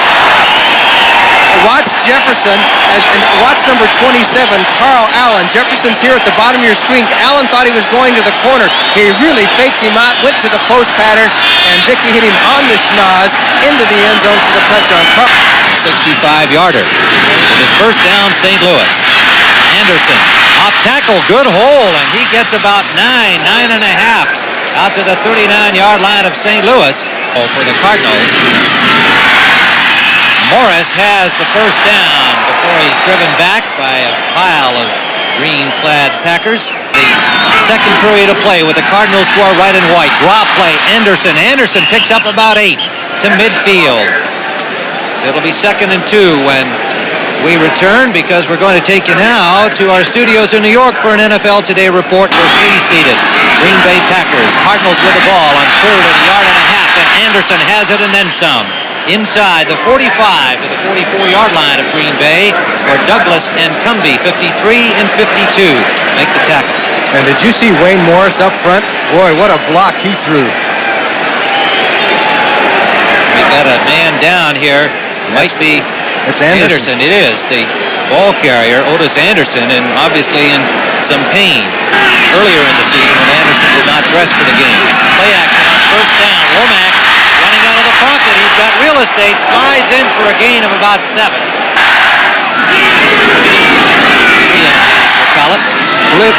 Play action again. Shot on the blitz, and the other linebacker, Douglas, on the left side. They drop him back at midfield. Remember, Otis Anderson is left with an injury.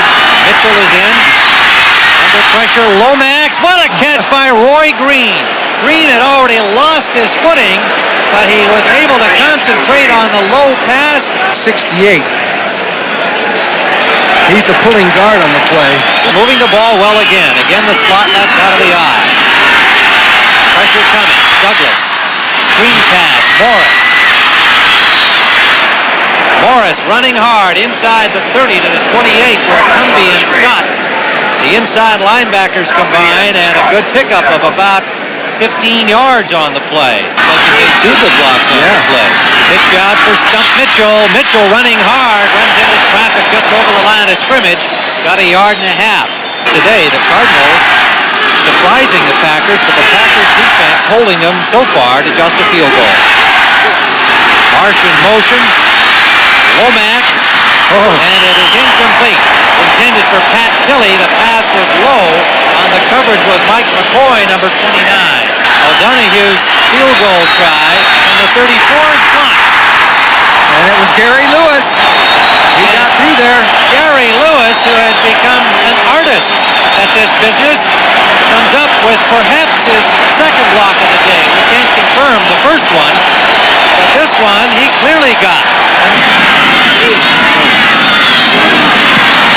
Up the middle, Jefferson. Jefferson is nailed by Carl Allen. He picked up about 16 yards on the pass. And then Dickey told us he wanted to throw those quick slants. There's J.J. in the slot right. Often wide right. Rolling is Dickey. Quickly out. Cordell Rogers, first down. Out of bounds at the 44-yard line of Green Bay, where Herb Williams pushed him out. Nice play for a first down. The Pack. For the top domino players on the Packers, for what that's worth. Play action, Dickey, Lofton, first down, into the Cardinals territory at the 32. James Lofton, caught by Jeff Griffin and Charlie Baker, but Dickey is throwing that ball on a rope today. Rogers in the game for Ivory on 2nd and 8 for Green Bay. Rogers, the ball carrier, had a good hole, and then it was closed quickly by the linebacking core, and Herb Williams, the cornerback. 6 out of 7, third, and a long 4. Up the middle, complete to the tight end, Kaufman. First down, Green Bay. Wide receiver. Rogers is still in there, number 35. Came in for Ivory on this play. Dickey. Lofton, touchdown. James Lofton, and the Packers have scored again. And slipping in the end zone was Benny Perrin, number 23. Although I'm not sure he would have been there anyway, Johnny. He did slip. Lofton wide open and Dickey on the money. Well, he would have had a much better shot at it had he not slipped.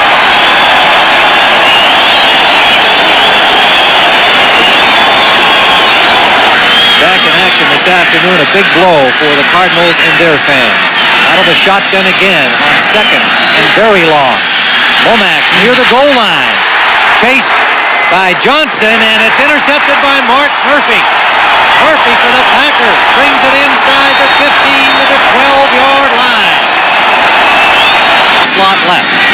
Gary Ellis, the lone setback. Screen pass, Ellis.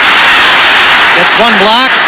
Gets 2, and a good defensive play by Herb Williams, number 42. Stops him at the 5-yard line of St. Louis. Really opened this lead up. They lead it 21-3. Rolling, Dickey completes to Ivory. Touchdown! Eddie Lee Ivory.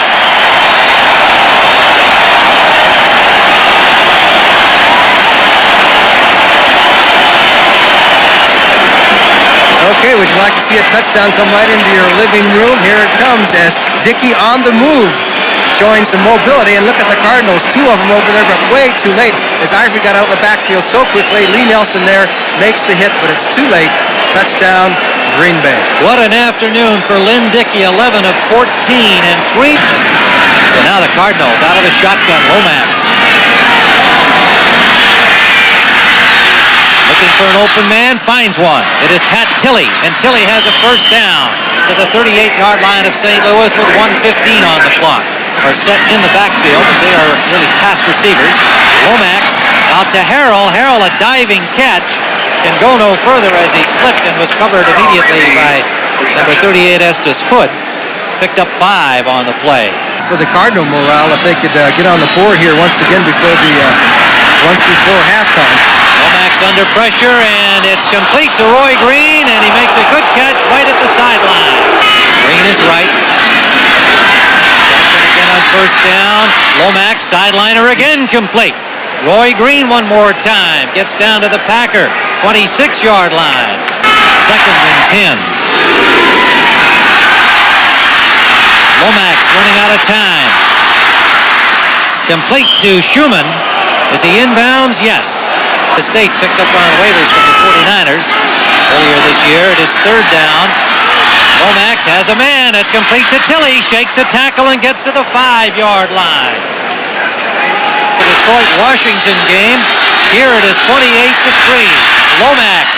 Touchdown to Pat Tilley, and the Cardinals have closed the gap somewhat in the closing seconds of the first half.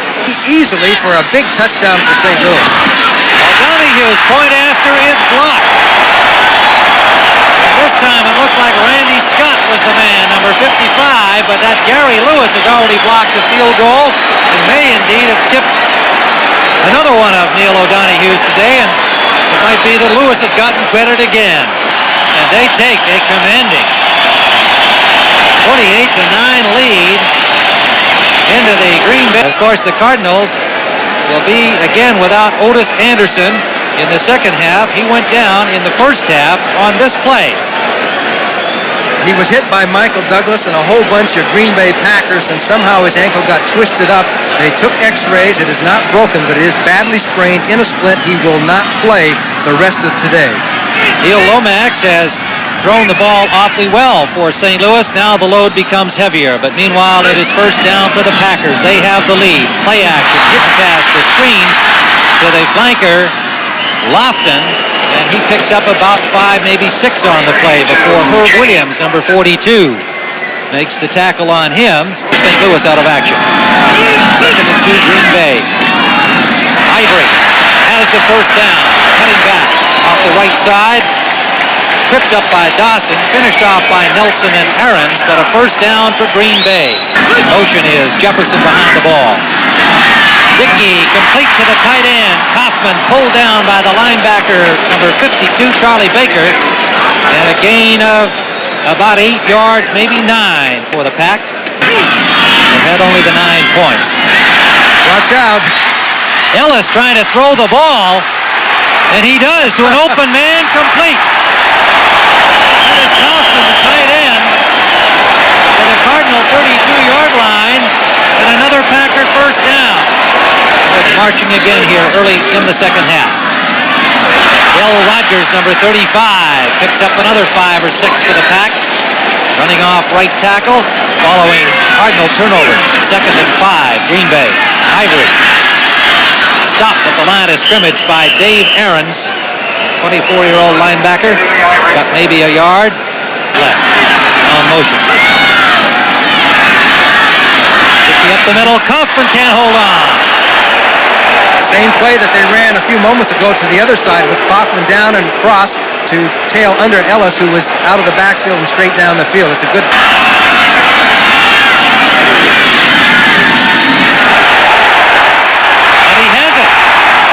The veteran Jan Stenerud, who was 13 of 18 in the regular season, nails another 3 points for the Green Bay Packers. So the Packs start with the opening series of the second half and widen their lead with 10:08 to go in the third period. It's 31-9. It's had 1 interception that led to a Green Bay score. First down for Roy Green, complete. Good job by Green to hold on. He took a lick from Maurice Harvey, number 23, but held on to the ball, and a Cardinal first down at the 49-yard line of St. Louis. Rose up, higher than everybody. Blocked the field goal try by O'Donoghue back in the first half.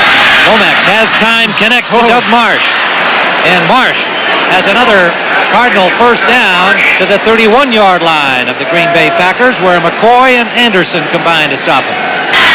Willard Harrell has come in offensively for St. Louis. 6 Packer defensive backs, and the pass intended for Roy Green is incomplete. Well, the Green Bay shirt. This one he gets by him, but it's wide to the left. We'll be watching those things in tomorrow's action. Reverse here to Lofton. Lofton being chased by Grooms, and he wanted to throw the football. and he is dropped for a big loss. Lee Nelson, number 38, puts the tackle on him back at the 15-yard line of Green Bay, a 47-yard line. Mitchell does not fair catch it. That was nearly blocked. ST.LOUIS. Punt is down by the Green Bay Packers. Bill Whitaker, reserve defensive back number 30. Consent of the Packers, and the NFL is prohibited. First down, St. Louis. Good field position, Packer territory. Rolling is Lomax. Flag down. Nobody open downfield. He takes it out of bounds at the 40-yard line, and it would appear that the holding penalty will be against St. Louis. Under the cards. Holding number 30. First down. Yes. So it is 1st and 20. Out of the shotgun, Lomax. Eludes the rush, upfield. Good catch by Tilley, and what a hit he took from Mark Murphy, and holds on. I'm sure that he's kind of rooting for St. Louis here, but things look kind of bad. Lomax out of the shotgun. For Schumann. Good catch by Schumann on tight coverage. First down, the Cardinals. It was Mike McCoy, number 29, making the tackle, but Lomax has the Cards on the move again. Running back also in the pattern, Lomax, and it is incomplete, intended for Schumann, who could not hold on the coverage. It's number 37, Mark Murphy, and the Packers once again have stopped the Cardinals. Now it is Green Bay first. On their own 13, Dickey wants to go on first down, deep for Lofton. And it is incomplete, but a flag is down. Carl Allen, number 27, had the coverage on Lofton. He was right there with him, but it will be an interference call against Allen. 4-yard line of St. Louis. Dickey's going to throw again. It was their game plan, and they're sticking with it. Jefferson, complete, close to the first down yardage.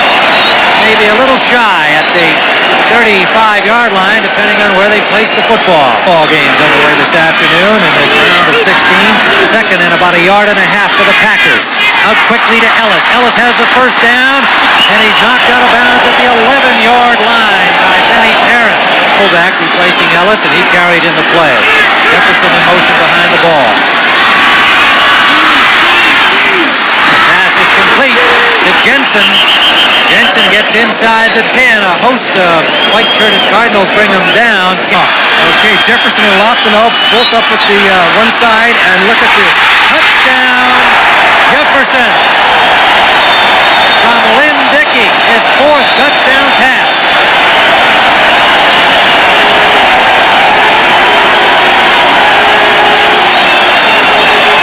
One-yard line, out of the shotgun, Lomax, all uphill from here, and he is throwing the ball well, and he hits Willard Harrell, former Packer, 1978 in Green Bay. Rich Wingo in the lineup defensively, number 50, and the quarter comes to a close here in Green Bay, and the crowd comes to its feet. That's the end of the 3rd period with the score. The Green Bay Packers 38, the St. Louis Cardinals 9, and Pat Tilley also down with injuries. Out of the shotgun, Lomax, the youngster, hanging in there, has been throwing the ball well. Complete to Schumann. Schumann has a first down into the Packer territory. Out of the shotgun, Lomax gives it to Mitchell. Mitchell dropped the ball. It's still loose. Butler had a shot at it. Let's see who comes up with it finally. Green Bay. Another turnover for the Green Bay Packers. First down. And the fumble recovery by Casey Merrill. Eddie Lee Ivory. All the way to the St. Louis 36-yard line for the Georgia Tech running back, where Rush Brown, number 69, 35. Lofton left, Jefferson right. Rich Campbell says, boy, I like having these guys to throw to. And he does. Complete to Jefferson. At the 20-yard line of first down, Carl Allen on the stop. Pretty good. Sure is. ST.LOUIS will spot at Stenerud at the 24-yard line. A 34-yard kick is good, and Stenerud is 2 for 2. Not gone well for them, but Lomax has played well despite all of those problems. Lots of time for him here, but he can't find a man open. Now, downfield, he completes it. And it is Stump Mitchell who took it upfield, seeing his quarterback looking for an open man. He pulled away from Mark Lee. To the ball. Couple of minutes remaining in that football game. Washington still in front 31-7 over the Lions. Lomax complete to Roy Green near the 20-yard line. Mark Lee puts the hit on him. 40 passes a game. Today he's had to. Sack. Ezra Johnson. Big hole up the middle on the stunt. Johnson had a clear lane and Lomax had no chance. Everybody out. And it's complete to Roy Green, and he's knocked out of bounds by Johnny Gray, number 24. Willard Harrell wide right. Lomax comes to the other side. Schumann touchdown. Mike Schumann on a perfect strike from this young man, Neil Lomax. Was making it 41-16, and the Cardinals try the onside kick. The Packers had a lot of guys who can catch it up there, and James Lofton showed he can field them as well as catch the fly ball. Campbell Field, kind of strange, like everything else this season. Campbell gives to Ivory. Big hole for Eddie Lee Ivory. Ivory has a first down to the Cardinal 32-yard line. And Vance Bedford, the rookie corner, and Mike Dawson showing some hustle, came all the way back from the line of scrimmage. Television now, over. That is Jim Jensen. Jensen off tackle left, met by Allerman after Polar Bear swim. 2nd and 5. Jensen and Ivory in the eye. Jim Jensen, the lead back, and it's Lee Nelson, number 38, the safety. Lewis, Thompson, and Epps are the receivers. John Thompson getting some playing time, and they give it to Rogers. Del Rogers running hard and quickly gets down to the 11-yard line. Let's see playoff action. The Redskins over the Lions. Number 3 seeded Packers in control. That is Harlan Huckleby. Huckleby has the first down. Number 25 inside the 10. They give it to Jensen, and the Cardinals were waiting in the middle. He got back in the line of scrimmage, and the Packer partisans were booing. They wanted pass play for a touchdown, but Bart Starr is not going to rub it in here. 2:26 to go, and the Cardinals will take over from their 11-yard line. Lomax complete to Ken Thompson. First down out to the 30-yard line. Green Bay Packers in their makeshift dugout. Lomax on 2nd down, complete to Ken Thompson, picking up another Cardinal first down. Lomax continues to throw the ball effectively, this time a short one. Wayne Morris, number 24, shakes one tackle and then is knocked backwards about 3 feet, 3 yards. So it is 3rd down and 15. Lomax rolls out of the shotgun. Lots of time and throws it deep for Green, but it is incomplete, perhaps intercepted. Yes, Estes could. We now have zeros across at Lambeau Field, and the two coaches meet for the congratulatory post-game handshake. Jim Hannafin and Bart Starr, a game of wits that turned into a rout for the Green Bay Packers today here at home. Happy Packer fans enjoying the victory and waiting to see now who's next for the 3rd-seeded Green Bay. Warm feelings were none too abundant in Green Bay, where the locals greeted the visiting St. Louis Cardinals with a noticeable chill.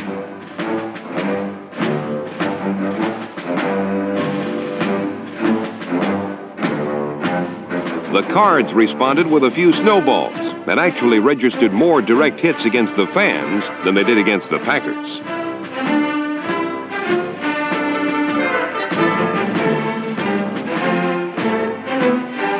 The poor Cardinals were really left out in the cold and had nowhere to turn. From the stands, they were stung by snow. From the field, they were pelted with passes.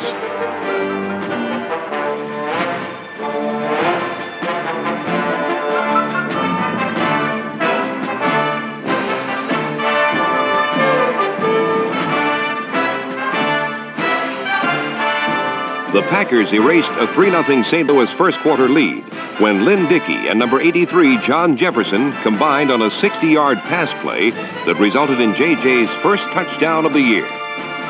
After Jefferson slapped hands with the spectators, the Packers continued to smack the Cardinals around as Dickey went looking for the other member of Green Bay's dangerous duo of wide receivers, James Lofton, number 80, and found him all alone in the end zone.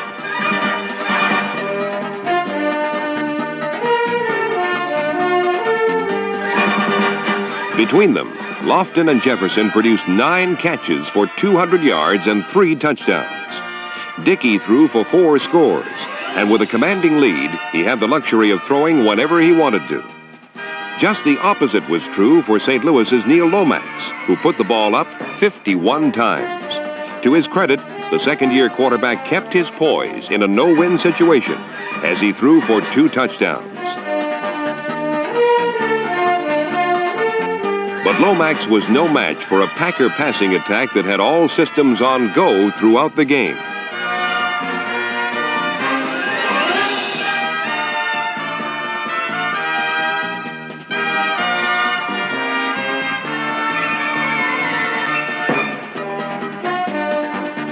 The 41-16 victory was the Packers' first playoff win at fabled Lambeau Field since the glory days of Vince Lombardi. But in the next round of the Super Bowl tournament, the Pack will have to travel. In Dallas, they'll seek to snowball the Cowboys, then create an avalanche that will propel them all the way to Pasadena. It had been 15 long years in the waiting, but finally the Packers could ring the bell and sound the horns. The playoffs had come home to Green Bay.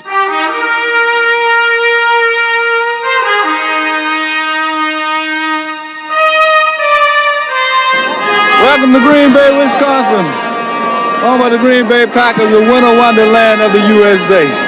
Today the St. Louis Cardinals and the Green Bay Packers square off for the first round of the NFC playoffs. Let's go!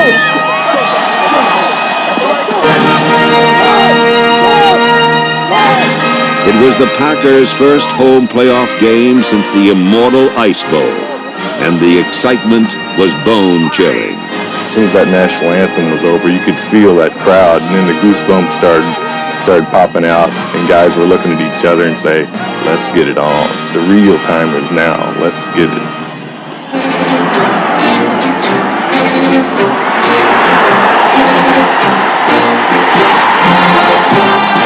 You want JJ come in farther on the wind short? Yeah. Okay.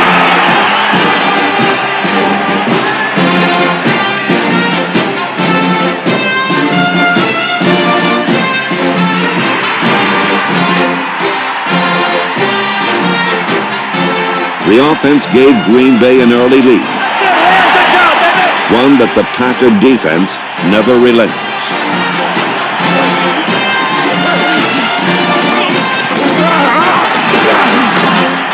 Keep him contained!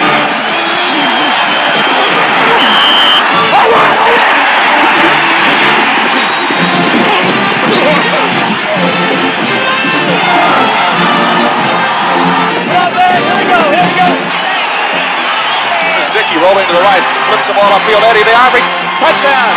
Eddie the Ivory! Green Bay crushed the Cardinals in a style not reminiscent of the old Packers, but typical of today's Packers.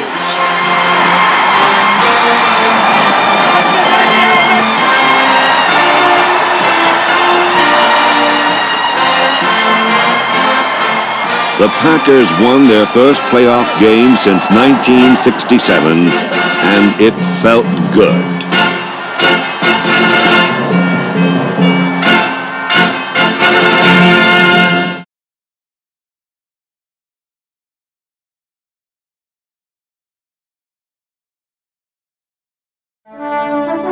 In 1982, the Green Bay Packers emerged from the shadows of the NFL and into the playoffs. Green Bay's second-round game with the Cowboys was the first postseason meeting between the two teams since the Packers won the '67 championship.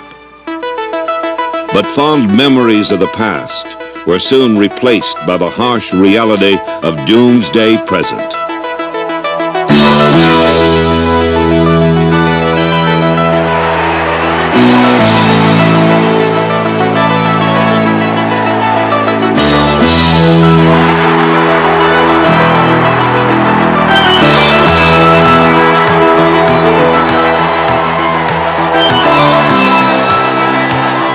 game which the Packers sought to prove their legitimacy as Super Bowl contenders, Green Bay suddenly seemed overmatched.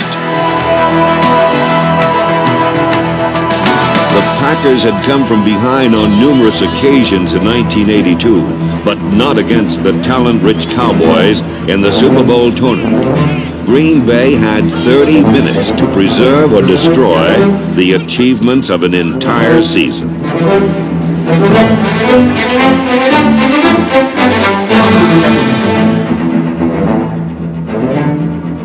Strong-willed and hard-nosed, the Packer offense went toe-to-toe with the Cowboy defense, willing to take a blow with a chance to retaliate with one of its own.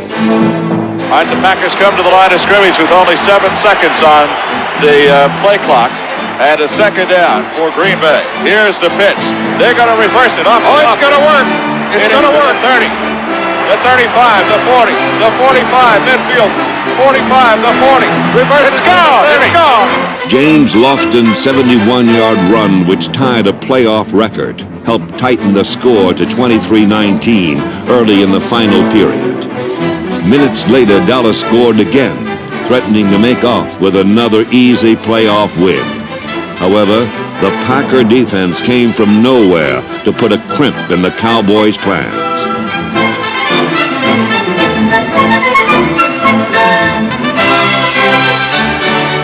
Mark Lee's interception touchdown brought his team back one more time. Unfortunately, in the end, it wasn't enough.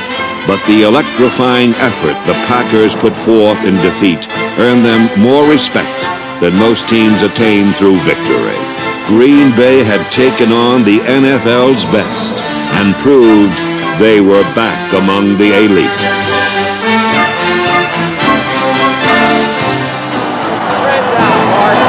Good money's worth today. Great game. Good luck to you. Thank you.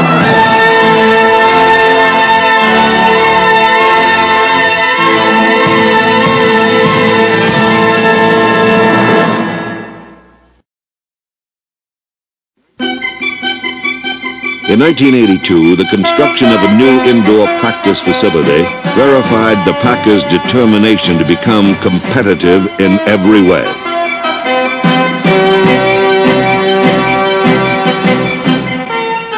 Yards of protected turf allowed Green Bay the luxury of perfecting its passing game under ideal conditions.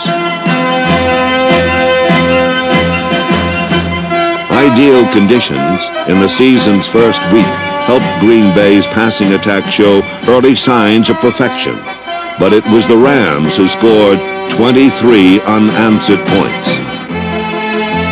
However, on a warm Wisconsin afternoon, the Packers' newfound comeback ability put their opponents in the deep freeze. It used to be, I first came here, we were in a kind of a mode of getting behind and stand behind. Now we get behind and we fight hard and we come back on top.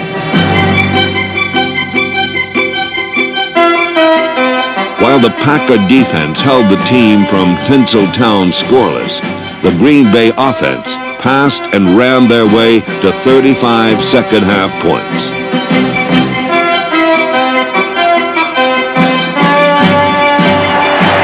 All right, second down. Dickey on a draw play up the middle. Eddie the Ivory to the 20, to the 10, to the 5, and a touchdown for Eddie the Ivory. Oh, what a play by Eddie the Ivory, and that might do it right there. At least 5 Rams had a shot at Ivory, shook them all off and got into the end zone for a touchdown that may mean it all for the Green Bay Packers. Green Bay's 35-23 win was the greatest comeback in team history as the Packers welcomed the new season with a warm embrace.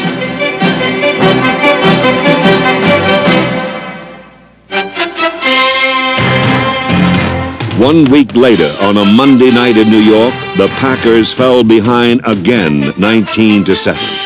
But thanks to a hats-off effort by John Jefferson's counterpart, wide receiver James Lofton, Green Bay came back once more. Split the 2 running backs. In motion goes Phillips to the left side. Dickey needs a quick first down. They're going to reverse it out to James Lofton. Lofton comes up to the 20, to the 25, 30, 25, 40. He's gone! Touchdown on the reverse. Lofton ran an 83-yard reverse that would have made Lombardi proud to help boost Green Bay to a 27-19 win. With a 2-0 record, the Packers' early success story stole the headlines, but unfortunately, everyone neglected to read the fine print. A players' strike left the seats in Packer Stadium empty for 8 long weeks. But unlike many NFL teams, Green Bay stuck together. Guys could have split and gone all over the country back to their homes, but majority of our people stayed here in Green Bay. And I was really proud of the way our guys hung together. And I think through that, we've had a good carryover. When the light at the end of the tunnel appeared 2 months later, the unity displayed by the Packers during the strike put a confident grin on Coach Starr's face. Today is the day. Starting all over again.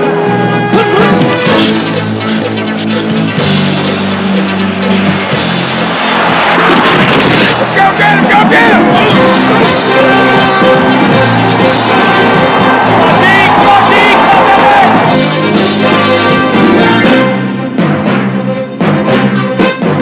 The Green Bay defense buried Minnesota, holding the Vikings to a single touchdown, while rejuvenated halfback Eddie Lee Ivory paved the way for the Packer offense.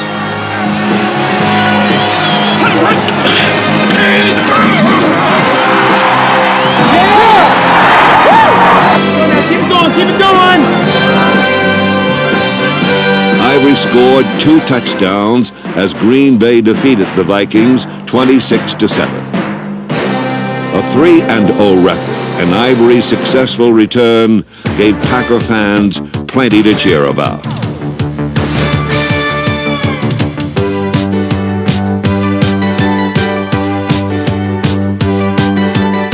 After sitting out the entire 1981 season with a knee injury, Ivory stayed healthy in 1982 and gave Green Bay a running game to complement its passing attack.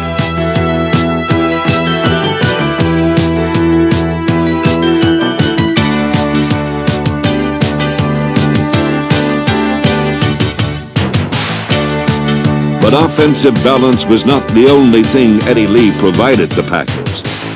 There's very few backs, I believe, in the league that can change a game in 1 or 2 plays, and I think Eddie Lee's in that category. He just has the ability to take a couple of yards and possibly spring it all the way at any time.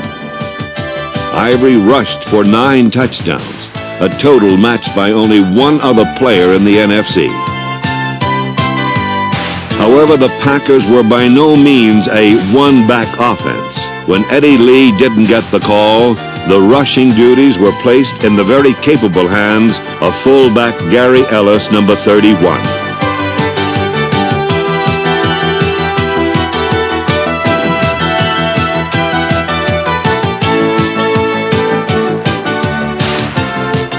Rookie Del Rogers, number 35, and reserves Jim Jensen and Harlan Huckleberry were additional horses in the Packers' running game, who galloped through the open spaces furnished by the offensive line. Pro Bowler Larry McCarron anchored a line that featured guards Leotis Harris, Tim Huffman, and Darrell Goforth, and tackles Greg Cook, Carl Swanke, and Tim Stokes. An offense is only as strong as the foundation on which it's built. And in 1982, the Green Bay line provided effective support for one of the league's most potent attacks.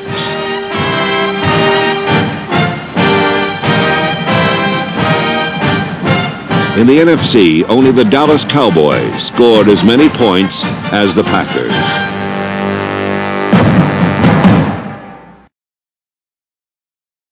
Traveling the airways of the NFL is the game's most popular method of transportation. And in 1982, no team was better equipped for the journey than the Packers.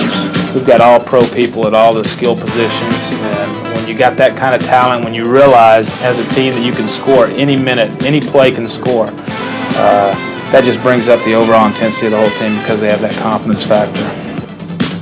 Green Bay's deep-rooted confidence began with quarterback Lynn Dickey and branched out to receivers like John Jefferson, number 83, a Pro Bowl choice for the 4th time. Although still regarded as a big play performer, J.J. was invaluable last season in his role as Green Bay's possession receiver. J.J. is faster than what people think he is, but he's the more controlled, a little water bug type receiver. He squirms through the middle, makes all the very difficult catches, gets the tar knocked out of him over the middle, hangs onto the football, makes a big play for us, a big first down.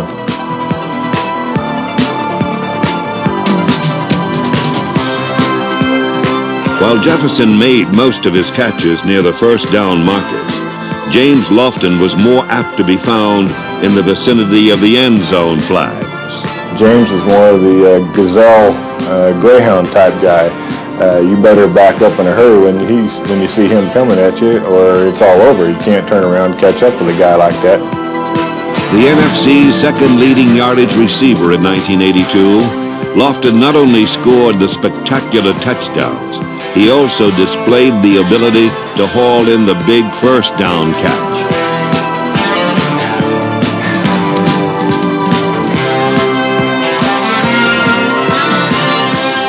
A unique athlete, number 80 was a threat whenever he got his hands on the football, as he earned Pro Bowl honors for the 3rd straight year. Last season, Green Bay's high-flying air attack soared to new heights with help from backup tight end John Thompson and rookie receiver Phil Epps.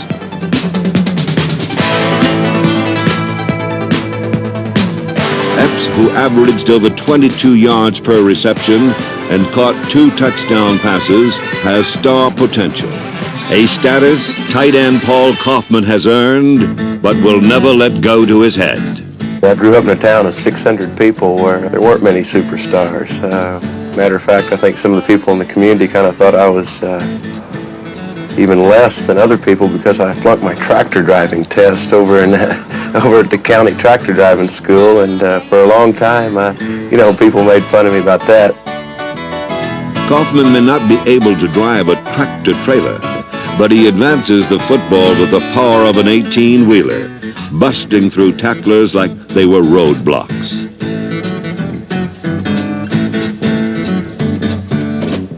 Fortunately, Kaufman's selection to the Pro Bowl will help keep him in football and out from behind the wheel. Somehow or another, I got it in 4-wheel high instead of 4-wheel low, and ended up jackknifing the trailer, and everybody was up in arms. And I'm sure at times when they point me out on TV catching touchdown passes, they say, well, he still can't drive a tractor.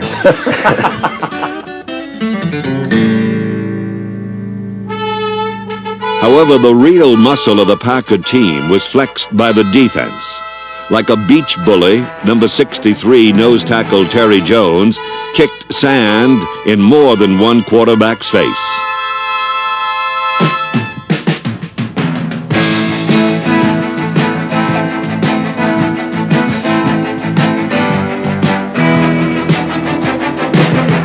Jones was flanked on the left side by number 77, Mike Butler.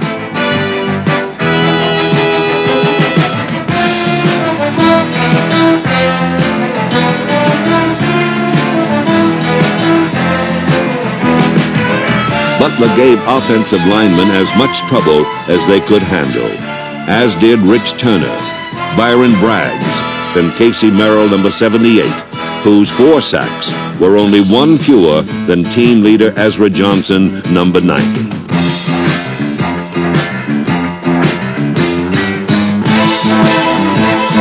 While Johnson and the rest of the line applied the pressure, Packer defensive backs Johnny Gray, Mike McCoy, Maurice Harvey, Estes Hood, Mark Murphy, and Mark Lee, number 22, reaped the benefits.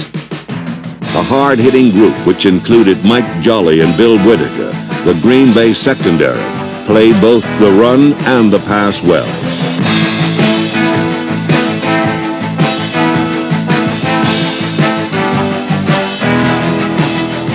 Packer defensive backs sought out opportunity whenever they could, and once in their grasp, they made the most of it.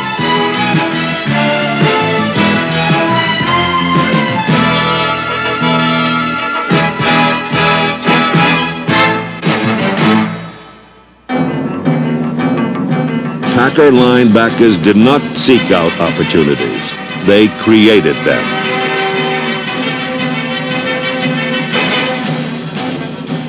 George Cumbie, number 52, led the team in tackles and protected the inside, along with Rich Wingo, number 50.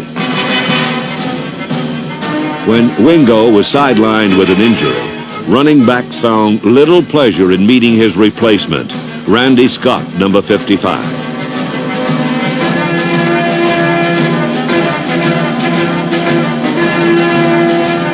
On the outside, number 59, most valuable player John Anderson upended his share of halfbacks and intercepted a team-high 3 passes.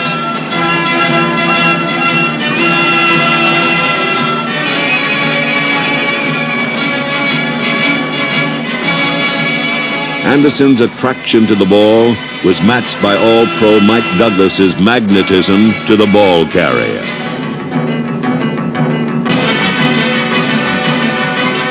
Douglas covered so much territory, it often seemed as though all 4 Packer linebackers were wearing number 53.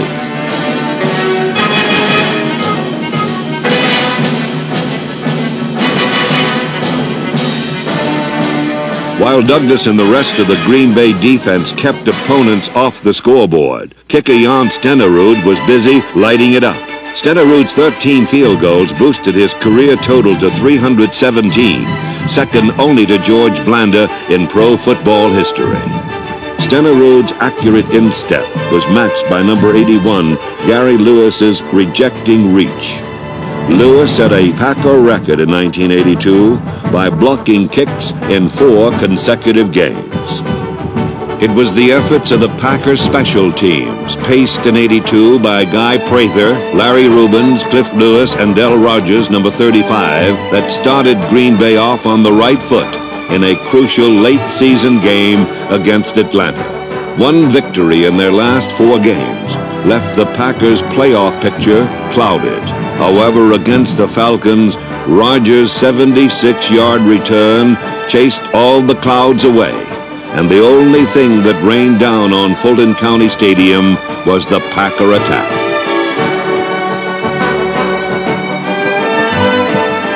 Green Bay steamrolled for over 400 yards of total offense and flattened the Falcons 38-7.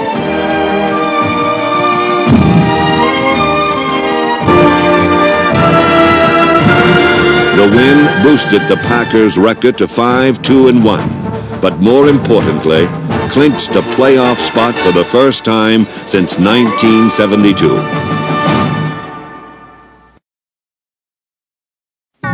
It had been 15 long years in the waiting, but finally the Packers could ring the bell and sound the horns. The playoffs had come home to Green Bay.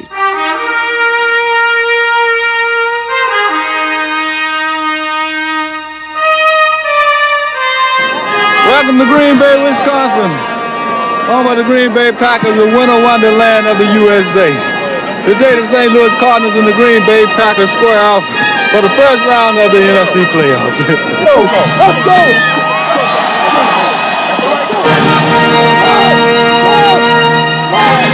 It was the Packers' first home playoff game since the immortal Ice Bowl, and the excitement was bone-chilling.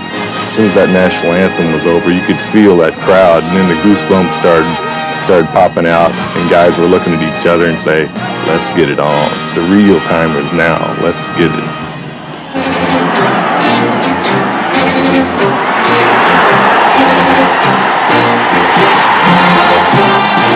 You want JJ to come in farther on the zoom short? Yeah, okay.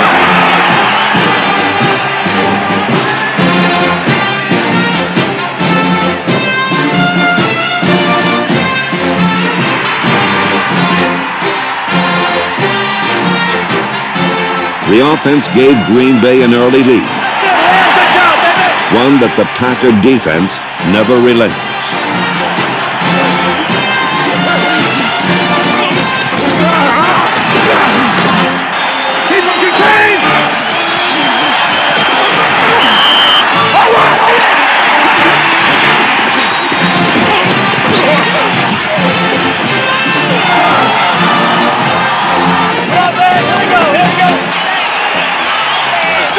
the right, flips the ball upfield. Eddie the Ivory, touchdown!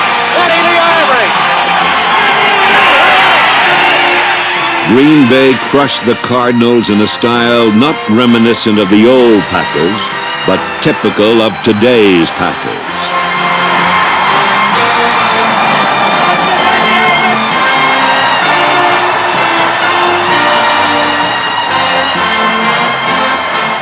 The Packers won their first playoff game since 1967, and it felt good.